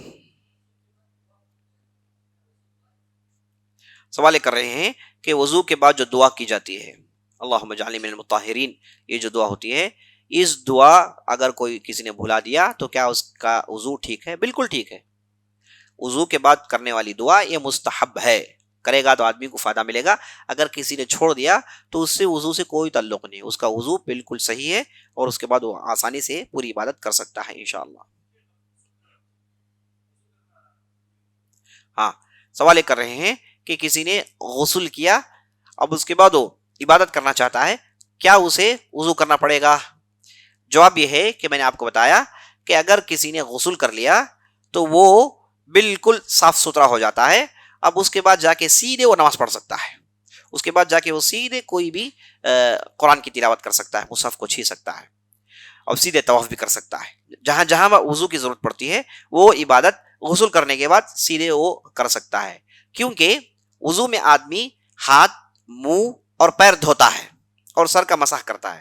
اب غسل میں ہوتا کیا ہے، آدمی اپنے پورے جسم کو دھو دیتا ہے، آدمی پورے جسم کو دھوتا ہے. تو ایسی صورت میں اس نے جن جگہوں کو دھونا تھا اس سے اس نے ایکسٹرا ہی دھو لیا ہے، تو اس نے کچھ ایکسٹرا ہی کیا ہے. تو ایسی صورت میں انشاءاللہ وہ جا کے سیدھے عبادت کر سکتا ہے، دوبارہ وضو کرنے کی کوئی ضرورت نہیں ہے.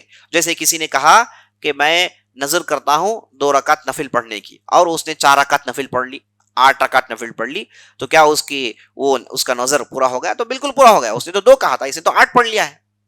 تو انشاءاللہ ایسے جو ہے ایکسٹرا اگر کوئی بھی عبادت میں کوئی چیز ہو جائے تو عبادت ہو جاتی ہے. جیسے طواف کرنا ہے، 7 چکر کاٹنا ہے، کسی نے بھول کر 10 چکر کاٹ لیا یا پھر کسی نے بھول کے 8 چکر کاٹ لیا، کیا ہم کہیں گے کہ طواف کینسل؟ نہیں، اس نے تو ایکسٹرا کیا ہے، طواف تو اس کی ہو گئی. بالکل اسی طرز پر انشاءاللہ وضو کر کے غسل کر کے آدمی سیدھی عبادت کر سکتا ہے.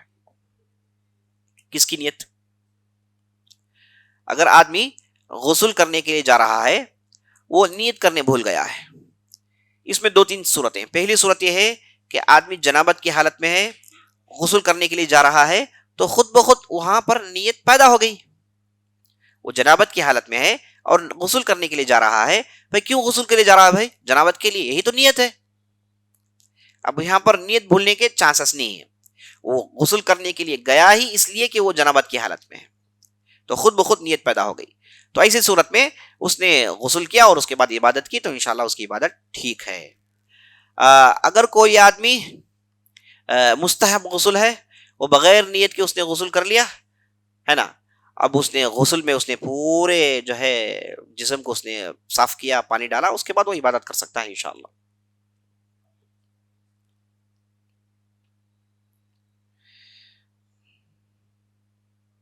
سوال یہ کر رہی ہیں کیا عورت عید کی نماز اپنے گھر میں پڑھ سکتی ہیں؟ تو بالکل پڑھ سکتی ہے. عورت اگر چاہے تو عید کی نماز گھر میں پڑھ سکتی ہیں. عورتوں کے حق پر یہ واجب نہیں ہوتا، گھر میں پڑھتی ہیں تو مستحب ہے، وہ ضرور پڑھ سکتی ہیں انشاءاللہ، کوئی حرج نہیں. شادی کیسے سنت کے طریقے پر کریں؟ سوال کر رہے ہیں کہ شادی سنت کے طریقے پر کیسے کریں. اب یہاں پر جہاں تک میں نے سوال کو سمجھا ہے، یہ شادی کے طور و طریقوں کے بارے میں پوچھتی ہے. سنت کا طریقہ صرف یہ ہے کہ نکاح کی مجلس بنائی جائے جس میں جو لڑکا ہے وہ آئے گا، اور عورت کی طرف سے اس کا ولی آئے گا، اور شہادت دینے کے لیے 2-3 افراد ہوں گے. یہی نکاح کی مجلس ہے. یہاں پر مہر کی تعین ہو گئی اور ایجاب و قبول ہو گیا تو نکاح مکمل. مہر کی تعین ہوئی کہ یہ لڑکا اس لڑکی کو یہ مہر دینے والا ہے، اور اس نے مہر ادا کر دیا، اور مہر کی تعین ہو گئی، بعد میں ادا کرنے والا ہے، کوئی حرج نہیں. مہر کی تعین ہو گئی. اب اس کے بعد جو لڑکا ہے اس نے کہا کہ میں اس لڑکی کو قبول کرتا ہوں، اور لڑکی نے اسے مان لیا، تو نکاح کی مجلس ختم. یہی نکاح ہے. اب نکاح میں لوگ جمع ہوں، نکاح میں پہلے بیان بعد میں بیان، یہ سب ایکسٹرا فٹنگز ہیں، یہ سب ایکسٹرا جوڑ دیے گئے ہیں. یہ اصل نکاح کی مجلس سے اس کا کوئی تعلق نہیں. نکاح اتنی ہی ہے. اب اس کے بعد لڑکا شادی کے بعد وہ ولیمہ کرے گا. اگر وہ صاحب حیثیت ہے وہ لوگوں کو بلا کر کھلا سکتا ہے، چاہے اس سے جو بھی بن پڑے وہ لوگوں کو بلا کر کھلاتا ہے، تو ولیمہ کرنا اس پر واجب ہوتا ہے. وہ اپنے حیثیت کے مطابق لوگوں کو بلائے گا اور خوشی خوشی انہیں کھلائے گا، اور اس کے بعد یہی ہے نکاح، یہی ہے ولیمہ، یہی ہے شادی، یہی ہے شادی. بس یہی سنت کا طریقہ ہے. ایسے ہی نبی صلی اللہ علیہ وسلم کے زمانے میں شادیاں ہوتی تھی. اور سنت کے طریقے میں یہ بھی بات یاد رکھ لیجئے کہ یہ جو مہر ہے یہ آسانی ہو. ہمارے معاشرے میں تو بالکل آسان چیز ہے، لیکن بعض ملکوں میں مہر کا بڑا ہی پیچیدہ مسائل ہوتا ہے. مہر بہت زیادہ ہوتا ہے، جیسے عرب ممالک میں ہم دیکھتے ہیں. ویسا نہ ہو، بس یہی سنت کی شادی ہے. واللہ اعلم. جی ایک منٹ، ایک سوال ادھر سے لیں گے. 3 رکعت وتر نماز جو تراویح کے ساتھ پڑھنا ضروری ہے یا تہجد میں پڑھنا چاہیے؟ سوال کر رہے ہیں کہ جو وتر کی نماز جو پڑھی جاتی ہے یہ تراویح کے بعد پڑھنا چاہیے یا پھر رات میں تہجد کی نماز کے بعد پڑھنا چاہیے. دیکھیے نبی صلی اللہ علیہ وسلم نے حدیث میں ارشاد فرمایا اجعلوا اواخر صلاتکم وترا، اے لوگو اپنے نمازوں میں سے آخری نماز بنائیے وتر کی نماز. ایک آدمی کی جو نمازیں ہوتی ہے وہ وتر پر ختم ہونی ہے. رات کی نمازیں وتر پر ختم ہوتی ہیں، وتر کے بعد کوئی نماز پڑھنا نہیں ہے. تو نبی صلی اللہ علیہ وسلم نے کہا آپ کی وتر کی نماز کو آپ آخری نماز بنائیے. تو ایسی صورت میں تراویح پڑھیے، جو بھی نماز پڑھیے، آپ اس رات کی آخری نماز کو وتر کی نماز بنائیے. وتر کے بعد آپ کو کوئی نماز پڑھنی نہیں ہے. جیسے ہی وتر کی نماز ہو گئی اس کے بعد آپ کوئی نماز نہیں پڑھتے ہیں، بس رات کی نماز ختم ہے نا. یہی سنت کا طریقہ ہے. اگر کسی نے تراویح کے بعد وتر کی نماز پڑھ لی، پھر وہ تہجد پڑھنا چاہتا ہے، انشاءاللہ پڑھیں، کوئی حرج نہیں، لیکن دوبارہ وتر کی نماز پڑھ لیں. اس نے جو وتر کی نماز پڑھی ہے آڈ نمبرز میں، اگر اس نے 3 رکعت پڑھی ہے تو وہ 1 رکعت پڑھیں اس نیت کے ساتھ کہ 1 رکعت وہ 3 رکعت یا پھر اس میں 1 رکعت میں جا کر جمع ہو کے وہ نفل ہو گیا. اب اس کے بعد تہجد کی نماز پڑھیں، اب اس کے بعد وتر کی نماز پڑھیں انشاءاللہ. تو رات کی نماز میں آخری نماز وتر کی نماز ہونی ہے انشاءاللہ. اور یہ بھی آپ صلی اللہ علیہ وسلم نے فرمایا لا وتران فی لیلہ، ایک ہی رات میں 2 وتر نہیں ہونی چاہیے، اس کی بھی پابندی کرنی چاہیے. تو آدمی کو معلوم ہے 100% یقین ہے کہ وہ تہجد کی نماز پڑھے گا. تراویح کے بعد میں تہجد کی نماز پڑھوں گا، تو ایسی صورت میں تراویح کے بعد وتر کی نماز نہ پڑھیں. تہجد کا انتظار کریں اور تہجد کے بعد وطر کی نماز پڑھیں۔ عام دنوں میں غیر رمضان میں ہوتا یہ ہے کہ آدمی وطر کے تعلق سے شک و شبہ میں ہوتا ہے کہ پڑھے یا پھر تہجد پڑھے، اب تہجد میں اٹھوں گا یا نہیں اٹھوں گا معلوم نہیں۔ اگر کسی کی عادت تہجد میں اٹھ کے پڑھنے کی ہے تو ایسا یہ آدمی وطر کی نماز عشاء کے بعد نہیں پڑھے گا، ایسے ہی تہجد میں اٹھے گا اور اس کے بعد نماز پڑھے گا۔ اگر کسی کی عادت نہیں تو وہ وطر پڑھ لے، اگر وہ بیدار ہو گیا، اگر اس کی نیند گئی، وہ اٹھا، وہ نماز پڑھنا چاہتا ہے تو وہ ایسے کریں جیسے میں نے آپ کو بتایا، ایک رکعت پڑھ کے وہ اسے نفل کی نیت کر لیں، پھر تہجد پڑھے اور پھر وطر پڑھیں۔ واللہ اعلم۔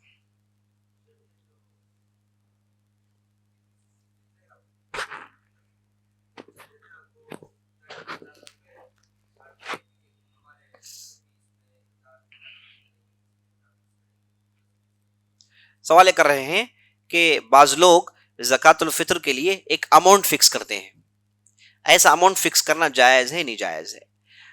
اماؤنٹ فکس اگر کیا گیا ہے وہ اناج کے حساب سے، چونکہ 3 کلو دینا ہے تو 3 کلو کے حساب سے اماؤنٹ فکس کیا گیا ہے، تو ایسے اماؤنٹ کو دینے میں کوئی حرج نہیں۔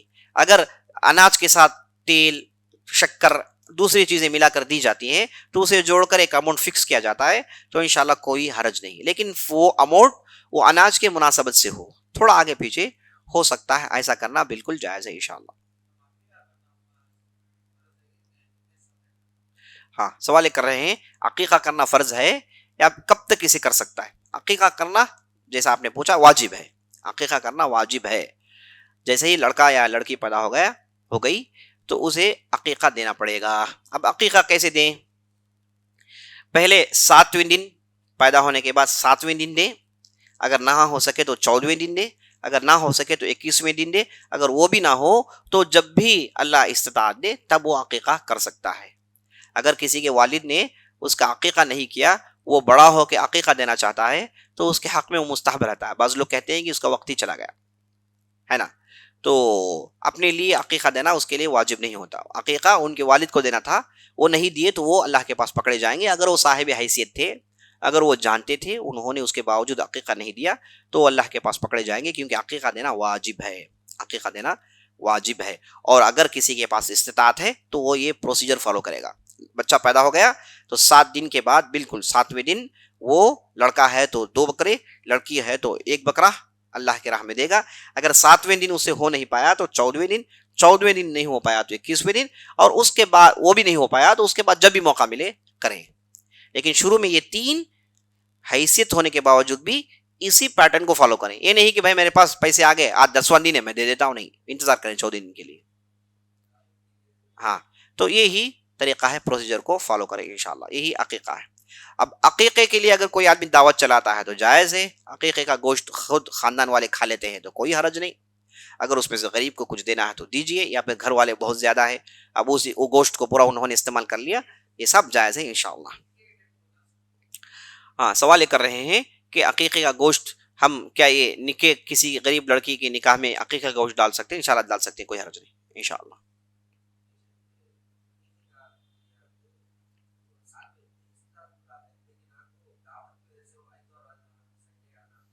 وہی بتا رہا ہوں نا میں، سوال یہ کر رہے ہیں کہ استاد سب ہے لیکن یہ عقیقے کی وہ دعوت بنانا چاہتے ہیں۔ اب دعوت ایک ایسے دن آ رہی ہے جس میں وہ 7 نہیں، 14 نہیں، 21 نہیں، بیچ میں ایک رینڈم آتا ہے، تو وہی بتا رہا ہوں میں، شروع کے یہ 3 آپشنز پروسیجر کے ساتھ فالو کریں گے۔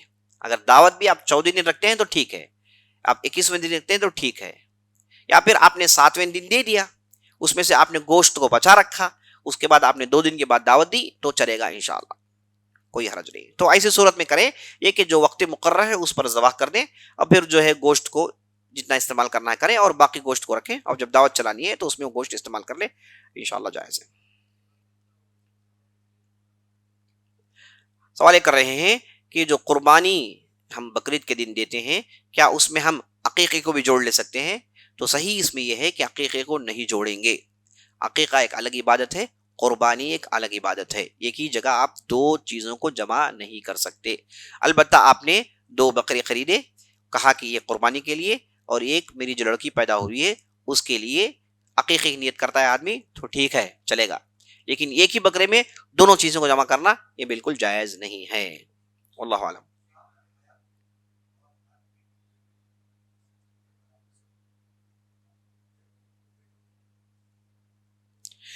باپ ہیں، 5 لڑکیاں ہیں، 2 لڑکے ہیں، باپ کے پاس زمین ہے، بچوں میں تقسیم کر دیے.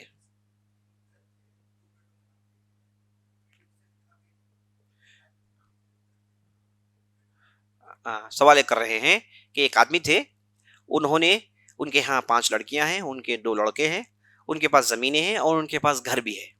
تو انہوں نے یہ کیا کہ زمینوں کو بچوں میں ٹھیک سے تقسیم کیا اور جو گھر ہے انہوں نے لڑکوں کو دے دیا ہے. یہ تو ظلم ہے، یہ ظلم ہے، ایسا نہیں کرنا چاہیے. بچوں میں ظلم نہیں کرنا چاہیے. جو بھی پراپرٹی ہے بچوں میں ٹھیک سے تقسیم کریں. اگر وہ زندہ ہیں، ان کی زندگی میں وہ تقسیم کر رہے ہیں تو پھر یہ وراثت نہیں ہے، یہ اپنے طور سے تحفہ دیتے ہیں.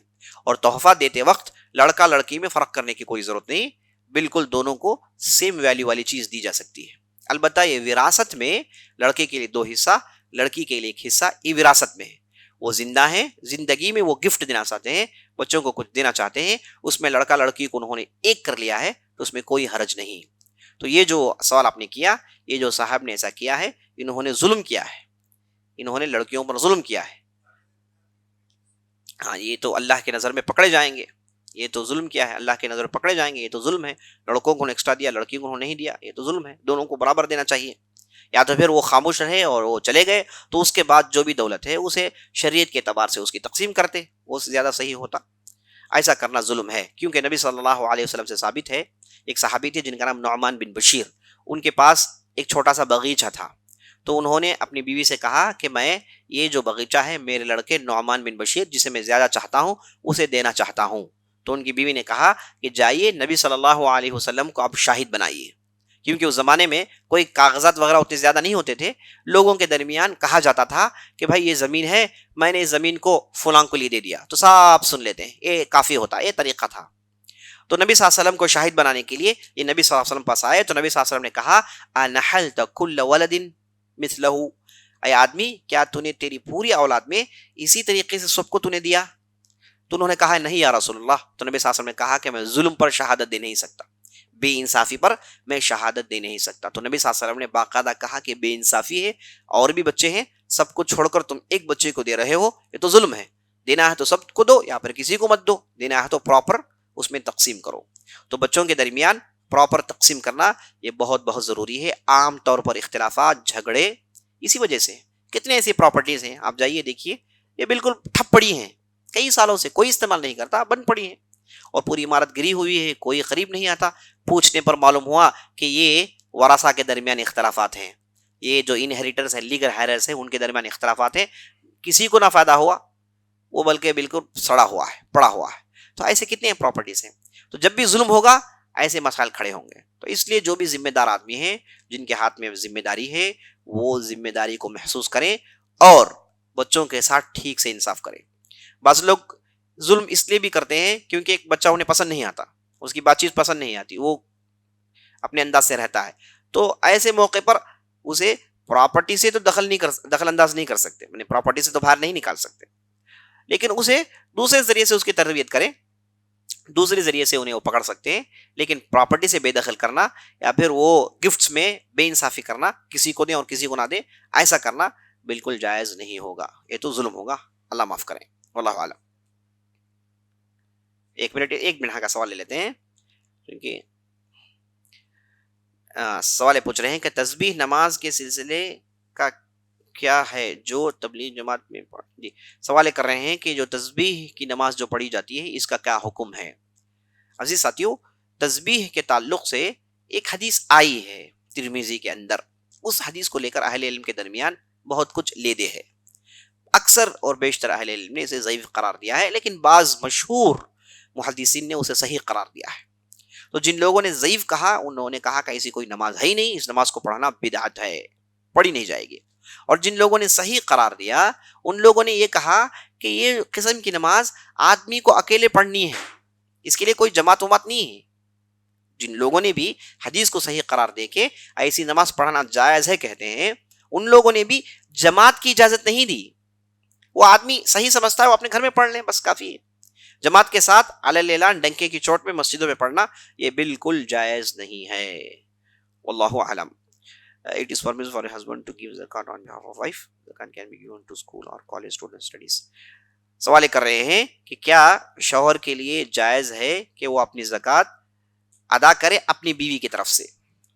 یہ بالکل جائز ہے. مانا یہ کہ ایک بیوی کے پاس زیورات ہیں، اب انہیں زکوٰۃ دینی ہے، اب ان کے پاس پیسے نہیں، تو شوہر نے بیوی کی زکوٰۃ کو ان کی طرف سے ادا کیا. یہ بالکل جائز ہے. یہ شوہر نہیں، کسی کے لیے بھی جائز ہے، کسی کے لیے بھی جائز ہے. آپ نے دیکھا کہ آدمی کے پاس پیسے ہیں، ایک آدمی کے پاس سونا ہے، پیسے نہیں ہے. ایسا ہوتا ہے، بعض عورتیں ہوتی ہیں اپنے پاس وہ سونا جمع کر رکھتی ہیں، چاہے جو بھی ہو جائے وہ سونا بیچتی نہیں ہے. مر جائے گی سونا نہیں بیچے گی، ہے نا، چاہے جو بھی ہو. ایسے بعض طبیعت کی ہوتی ہیں. تو اب ان کے لیے کیا اب زکوٰۃ بھی دینا ہے، تو اگر ان کی طرف سے کسی نے زکوٰۃ دے دی تو انشاءاللہ جائز ہے نا. کل میں ایک قصہ پڑھ رہا تھا، ایک عورت تھی، بوڑھی عورت، تو لوگوں نے اسے بوڑھی سمجھ کے زکوٰۃ دینا شروع کیا.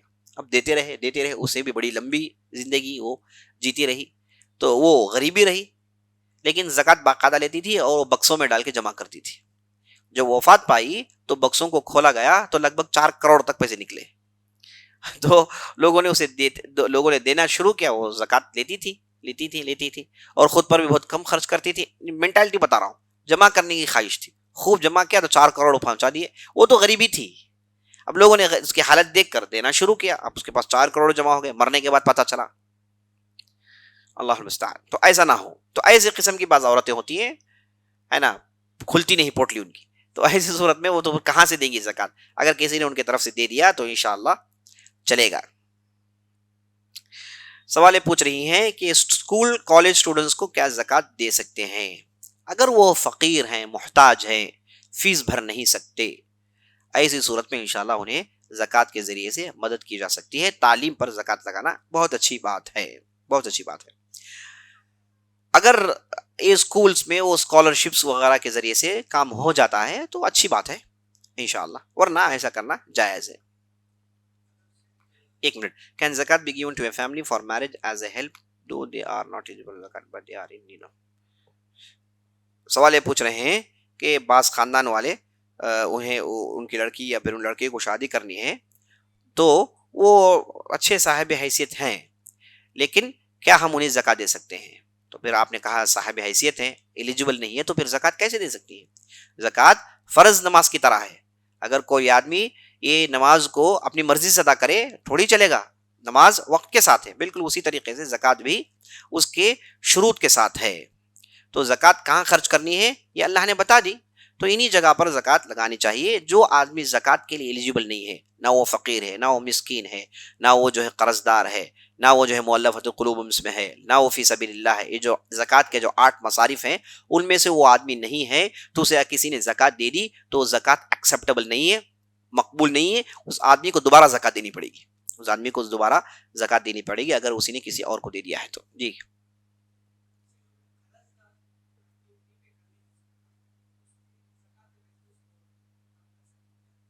ہاں.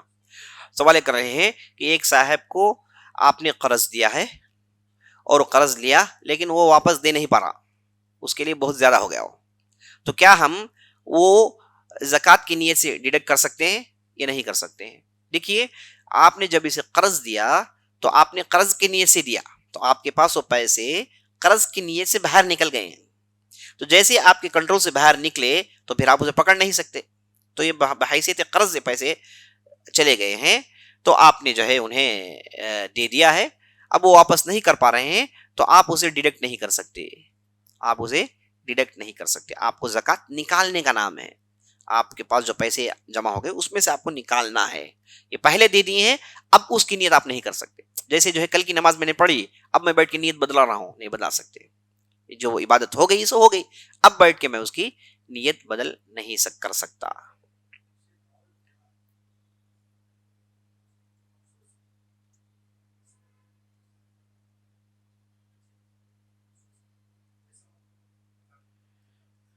سوال یہ کر رہے ہیں کہ ایک عورت ہیں، ان کے بچے ہیں، وہ ایک گھر میں رہتی ہیں، گھر میں وہ ایڈوانس کے طور پر انہوں نے بڑا اماؤنٹ دیا ہوا ہے، لیکن وہ بڑی مشکل سے زندگی گزرتی ہیں، روزمرہ کی زندگی ان کی مشکل سے گزرتی ہے. تو ضرور دے سکتے ہیں انشاءاللہ. یہ تو فقیر میں شمار ہوگی، کوئی سورس آف انکم نہیں ہے، بچے ہیں، گھر چلانے ہیں، تو یہ ضرور فقیروں میں شمار ہوگی، مسکینوں میں شمار ہوگی کم از کم، تو انہیں زکوٰۃ انشاءاللہ دی جا سکتی ہے۔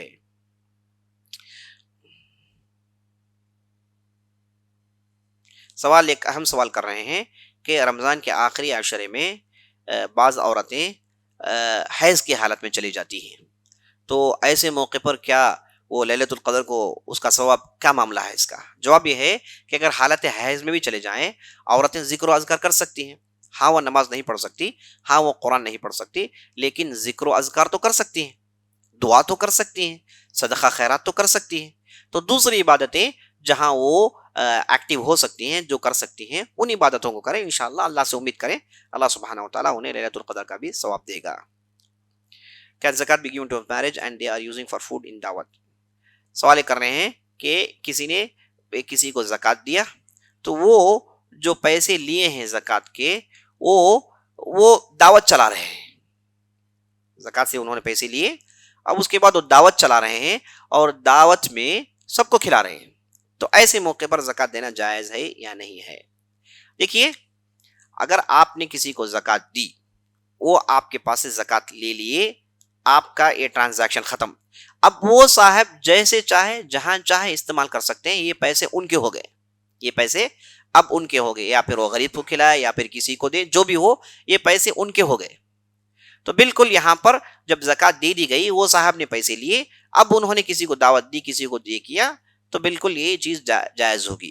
البتہ اگر آپ نے دعوت کے لیے آپ نے زکوٰۃ دی، یہ جائز نہیں ہوگا، کیونکہ دعوت میں ہر آدمی، ہر قسم کا آدمی آتا ہے، کھاتا ہے پیتا ہے، مالدار ہو کے غریب ہو، سب آتے ہیں، تو غیر ایلیجیبل لوگ بھی آ جائیں گے، تو ایسی صورت میں یہ سیدھے دعوت کے لیے پیسے دیے ہیں، ایسا جائز نہیں ہے۔ آپ نے انہیں پیسے دیے، انہوں نے دعوت چلائی، الگ بات ہے، آپ نے دعوت کے لیے پیسے دی، یہ الگ بات ہے، دونوں میں فرق ہے۔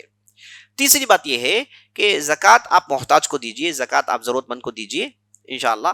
وہ اس قسم کی دعوتوں کو چلا رہے ہیں جس میں وہ زیادہ پیسہ خرچ کر رہے ہیں، ان کی استطاعت سے زیادہ کچھ کر رہے ہیں، تو ایسے موقع پر انہیں تنبیہ کرنی چاہیے کہ بھئی آپ پہلے سے زکوٰۃ لے رہے ہیں، اس میں آپ کو اتنی بڑی دعوت چلانے کی کیا ضرورت ہے؟ بعض لوگ زکوٰۃ لیتے ہیں، بڑے بڑے میرج ہال، بڑے بڑے جو ہے کام کرتے ہیں، تو ایسے تو زکوٰۃ کا پیسہ ضائع ہو جائے گا، آپ سے زیادہ دوسرے محتاج ہوں گے، انہیں دے سکتے تھے۔ تو زکوٰۃ لے کے وہ جزبی ہے نا، وہ مختصر کر رہے ہیں، تو انشاءاللہ اچھی بات ہوگی انشاءاللہ، واللہ اعلم۔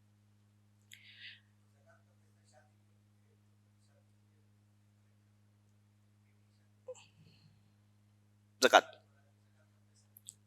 سوال کر رہے ہیں کہ بعض لوگ بچیوں کی شادی کے لیے، اپنی بچیوں کی شادی کے لیے زکوٰۃ کا پیسہ جمع کرتے ہیں، کیا ان کو زکوٰۃ دی جا سکتی ہے؟ ہاں، اگر وہ فقیر مسکین ہے، انہیں زکوٰۃ دی جا سکتی ہے۔ اب زکوٰۃ میں وہ تھوڑا زیور خریدنا چاہتے ہیں، جائز ہے، زکوٰۃ میں تھوڑے کپڑے خریدنا چاہتے ہیں، جائز ہے، تو زکوٰۃ کے پیسے کو وہ اپنے لیے استعمال کر سکتے ہیں انشاءاللہ۔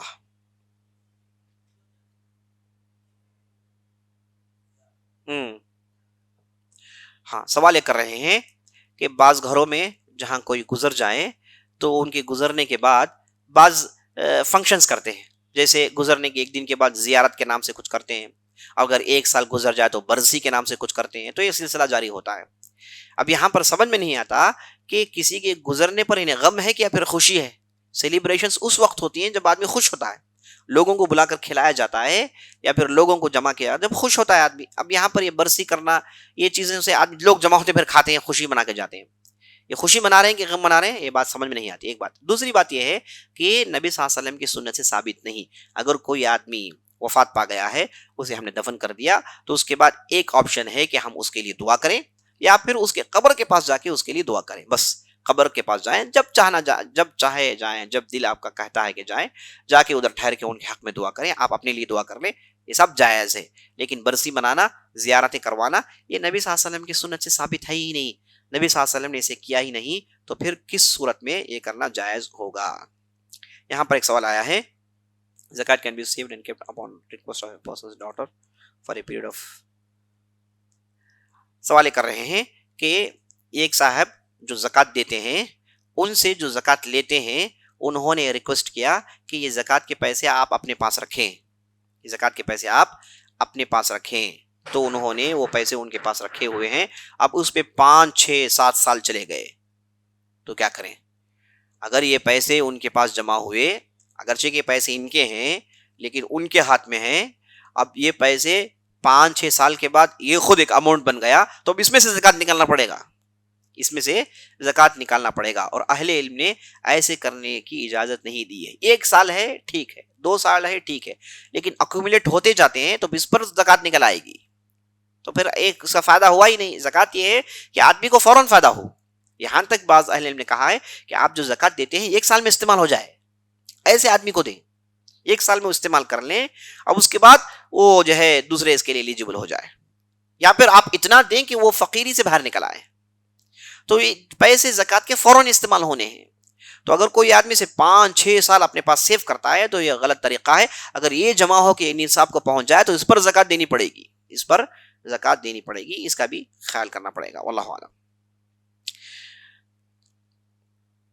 یہ 1 رکعت وتر پڑھنے کا طریقہ بتائیں، دعائے قنوت کب پڑھنی چاہیے؟ 1 رکعت وتر پڑھنے کا طریقہ، 1 رکعت تو بالکل کم ہے، اتنی کنجوسی کیوں؟ 1 رکعت، 3 رکعت، 5 رکعت، 7 رکعت، 9 رکعت، وتر جو بہت زیادہ پڑھی جا سکتی ہے. 1 رکعت یہ تو بہت کنجوسی ہے نا. پتہ نہیں 1 رکعت جائز ہے لیکن پتہ نہیں کیسے لوگ پڑھتے ہیں. ٹھیک ہے، تو 1 رکعت پڑھنے کا وہی طریقہ ہے، اللہ اکبر، قیام کے بعد سورہ فاتحہ میں پھر ضم سورہ، اور اس کے بعد پھر رکوع کے بعد اگر کھڑا ہو آدمی اس کے بعد قنوت پڑھے تو بھی جائز ہے. رکوع سے پہلے پڑھنا بھی جائز ہے. رکوع کرنے سے پہلے بھی آدمی دعا پڑھ سکتا ہے، رکوع کرنے کے بعد بھی آدمی دعا پڑھ سکتا ہے، بغیر دعا کے بھی اپنی رکعت ختم کر سکتا ہے. یہ تینوں صورتیں جائز ہیں انشاءاللہ.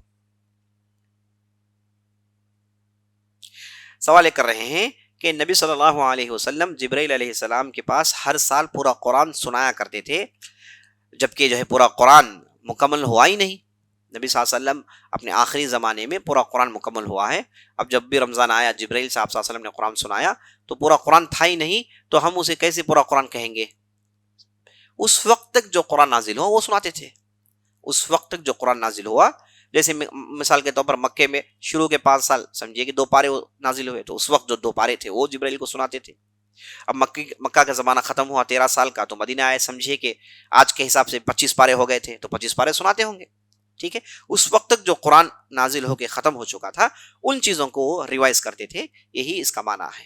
جو چیز نازل نہیں ہوئی اسے کیسے پڑھیں گے؟ وہ تو نبی صلی اللہ علیہ وسلم کو ابھی پتہ ہی نہیں. ہو سکتا ہے کہ جبرائیل کو پتہ نہ ہو، کیونکہ اللہ کے حکم سے وہ لے کر نازل ہوتے ہیں. واللہ اعلم. ختم کر لیں گے، سوالات ختم ہے، ٹائم ہو گیا.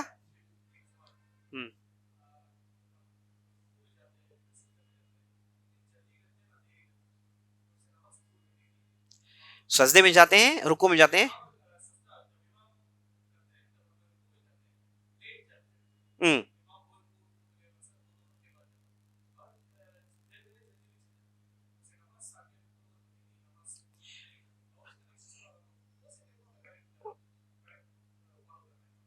جی، آپ کے سوال سے جو بات مجھے سمجھ میں آئی ہے وہ یہ ہے کہ ایک آدمی قیام کے بعد رکوع میں جاتا ہے، امام صاحب قیام کے بعد رکوع میں جاتے ہیں تو پیچھے سے لوگ آ کے جمع ہوتے ہیں.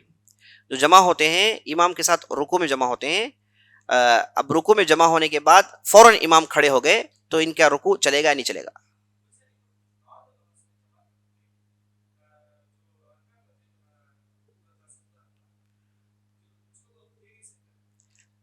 امام، اچھا امام کرنے کے بعد یہ اٹھتے ہیں. ہاں اچھا، ہاں دیکھیے، امام اور مامون ان دونوں کا تعلق یہ ہے، ایک امام ہے اس کے پیچھے لوگ نماز پڑھتے ہیں، انہیں مامون کہا جاتا ہے. امام اور ماموم کا تعلق یہ ہے کہ امام کرنے کے بعد یہ کریں. امام نے رکوع کیا اس کے بعد انہوں نے رکوع کیا، امام قیام کرے انہوں نے قیام کیا، تو امام کی متابعت کرنا، اسے کہتے ہیں متابعت کرنا. امام سے پہلے کرنے کو کہتے ہیں مسابقہ، جو کہ جائز نہیں، اور مؤخرہ امام کرنے کے بعد کرنا یہ بھی جائز نہیں.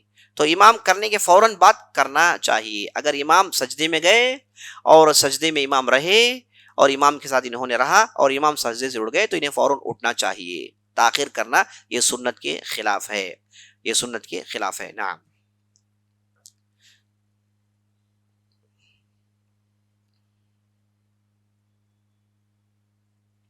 سوال کر رہے ہیں کہ رمضان کے مہینے میں بعض لوگ قرآن ختم کرنے کا چیلنج رکھتے ہیں، یہ کیا کرنا جائز ہے؟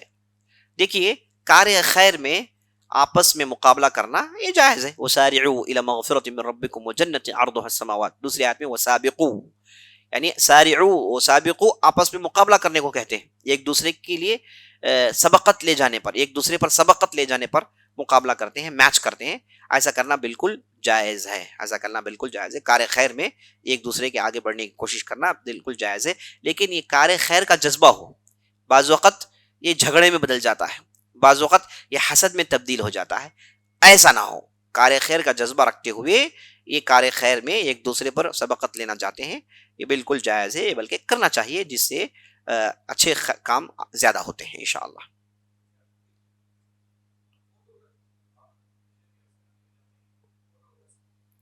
دیکھیے سوال یہ کر رہے ہیں کہ تصویر کھینچنا چاہتے ہیں، کہیں پر گئے ہم کچھ تصویر کھینچنا چاہتے ہیں، کیا تصویر کھینچ سکتے ہیں؟ پہلے تو یہ جان لیجئے کہ یہ جو تصویر موبائل کے ذریعے سے، کیمرہ کے ذریعے سے جو کھینچی جاتی ہے، یہ تصویر بالکل الگ ہے ان تصویروں سے جو نبی صلی اللہ علیہ وسلم کے زمانے میں، پرانے زمانے میں لوگ بناتے تھے.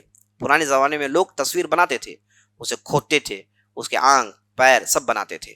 تو جو لوگ اپنے ہاتھوں سے ان تصویروں کو کھودتے تھے، ان کے تعلق سے حدیثوں میں بہت ہی شدید الفاظ آئے، بہت ہی بھیانک الفاظ آئے ہیں. یہاں تک قیامت کے دن کہا جائے گا کہ جن لوگوں کو انہوں نے بنایا، اللہ کہے گا کہ جان دو، تم نے بنایا نا، چلو جان دو. اور ایسے لوگوں پر اللہ کی لعنت ہوتی ہے. شدید احادیث آئے ہیں. تو یہ کرنا بالکل حرام ہے، بلکہ کبائر میں سے ہے. اہل علم نے کہا کہ تصویر بنانا اور تصویر کھینچنے میں فرق ہے. یہ موبائل کے ذریعے سے جو بھی تصویریں کھینچی جاتی ہیں، یہ بالکل الگ چیز ہے، اور ان تصویروں کو بنانا بالکل الگ چیز ہے. تو یہاں پر فوٹوز ان چیزوں میں داخل نہیں ہوتے، یہی صحیح بات ہے، واللہ عالم. لیکن اس کے باوجود اس میں احتیاط برتنا ضروری ہے. آپ اگر کوئی تصویر کھینچتے ہیں جہاں پر کوئی ذی روح نہیں، یعنی جاندار کوئی چیز نہیں، اس کی آپ تصویر کھینچتے ہیں تو کوئی مسئلہ نہیں، اسے آپ چھڑاتے ہیں تو کوئی مسئلہ نہیں. لیکن کوئی جاندار ہے، جانور ہو گیا کہ انسان ہو گیا، ان لوگوں کی آپ تصویر غیر ضروری مت کھینچیے، غیر ضروری مت کھینچیے. یہاں تک بعض اہل نے کہا کہ ان چیزوں کو اگر کوئی دعوت کے کام میں استعمال کرتا ہے، تصویر بھی کھینچتا ہے دعوت کے کام کے لیے، یہ زیادہ بہتر ہوگا. غیر ضروری ان تصویروں کو رکھنا، اب انہیں رکھ کر جو ہے اپنی پرانی چیزوں کو یاد کرنا، اولڈ ایج کو یاد کرنا، یہ سب ہے ٹھیک نہیں ہے، ایسا کرنا نہیں چاہیے. البتہ ویڈیو کے لیے کھلی چھوٹ ہے، کیونکہ ویڈیو یہ کیا ہے، ایکشن میں ہے، یہ اسٹیٹک نہیں ہے، ایکشن میں ہے، تو یہ تصویر میں آتا ہی نہیں ہے. واللہ اعلم. مجلس ختم کر لیں گے. آخری سوال عدہ. ہاں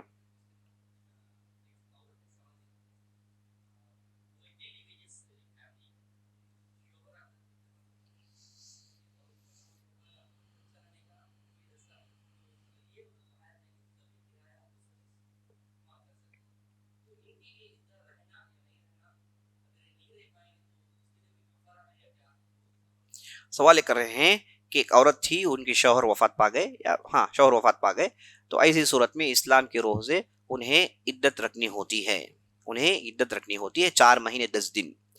تو اگر کوئی غریب عورت 4 مہینے 10 دن گھر میں رہے گی تو اس کا گھر بار چلانے کی اس کی خود کی ذمہ داری ہے، وہ اگر باہر جا کے کمائے گی تو چلا سکتی ہے. تو ایسے صورت میں وہ کیا کرے گی؟ اہل علم نے پہلے سے اجازت دی ہے کہ عدت میں رہنے والی عورت دن کے موقع پر ضرورت کے لیے باہر جا سکتی ہے، جیسے ڈاکٹر کو دکھانا ہے، یا پھر کوئی جو ہے موت میں جانا ہے، تو ضرورت کے تحت جا سکتی ہے. تو اس حالت میں چونکہ اس کی کمائی کرنا ضروری ہے، تو وہ باہر جانا چاہتی ہے، تو انشاءاللہ اس کے لیے جانا جائز ہے دن میں انشاءاللہ، چونکہ یہ حاجت میں آئے گا، تو انشاءاللہ یہ جو ہے کرنا اس کے لیے جائز ہوگا. اگر کوئی آدمی، کوئی کار خیر کرنے والا آدمی انوالو ہو کے یہ 4 مہینے کی تنخواہ جو ہے اس عورت کو دے کر اسے عدت کرواتا ہے تو بہت اچھی بات ہے انشاءاللہ، ورنہ حاجت کے لیے باہر جانے کی اجازت ہے. اسی سوال سے اپنی مجلس ختم کرتے ہیں، اور اللہ سے دعا کرتے ہیں کہ اللہ سبحانہ و تعالی ہم نے جو بھی سنا ہے، جو بھی کہا ہے، اس کے مطابق عمل کرنے کی توفیق بخشے. سبحان ربک رب العزت عما یصفون وسلام علی المرسلین والحمد للہ رب العالمین.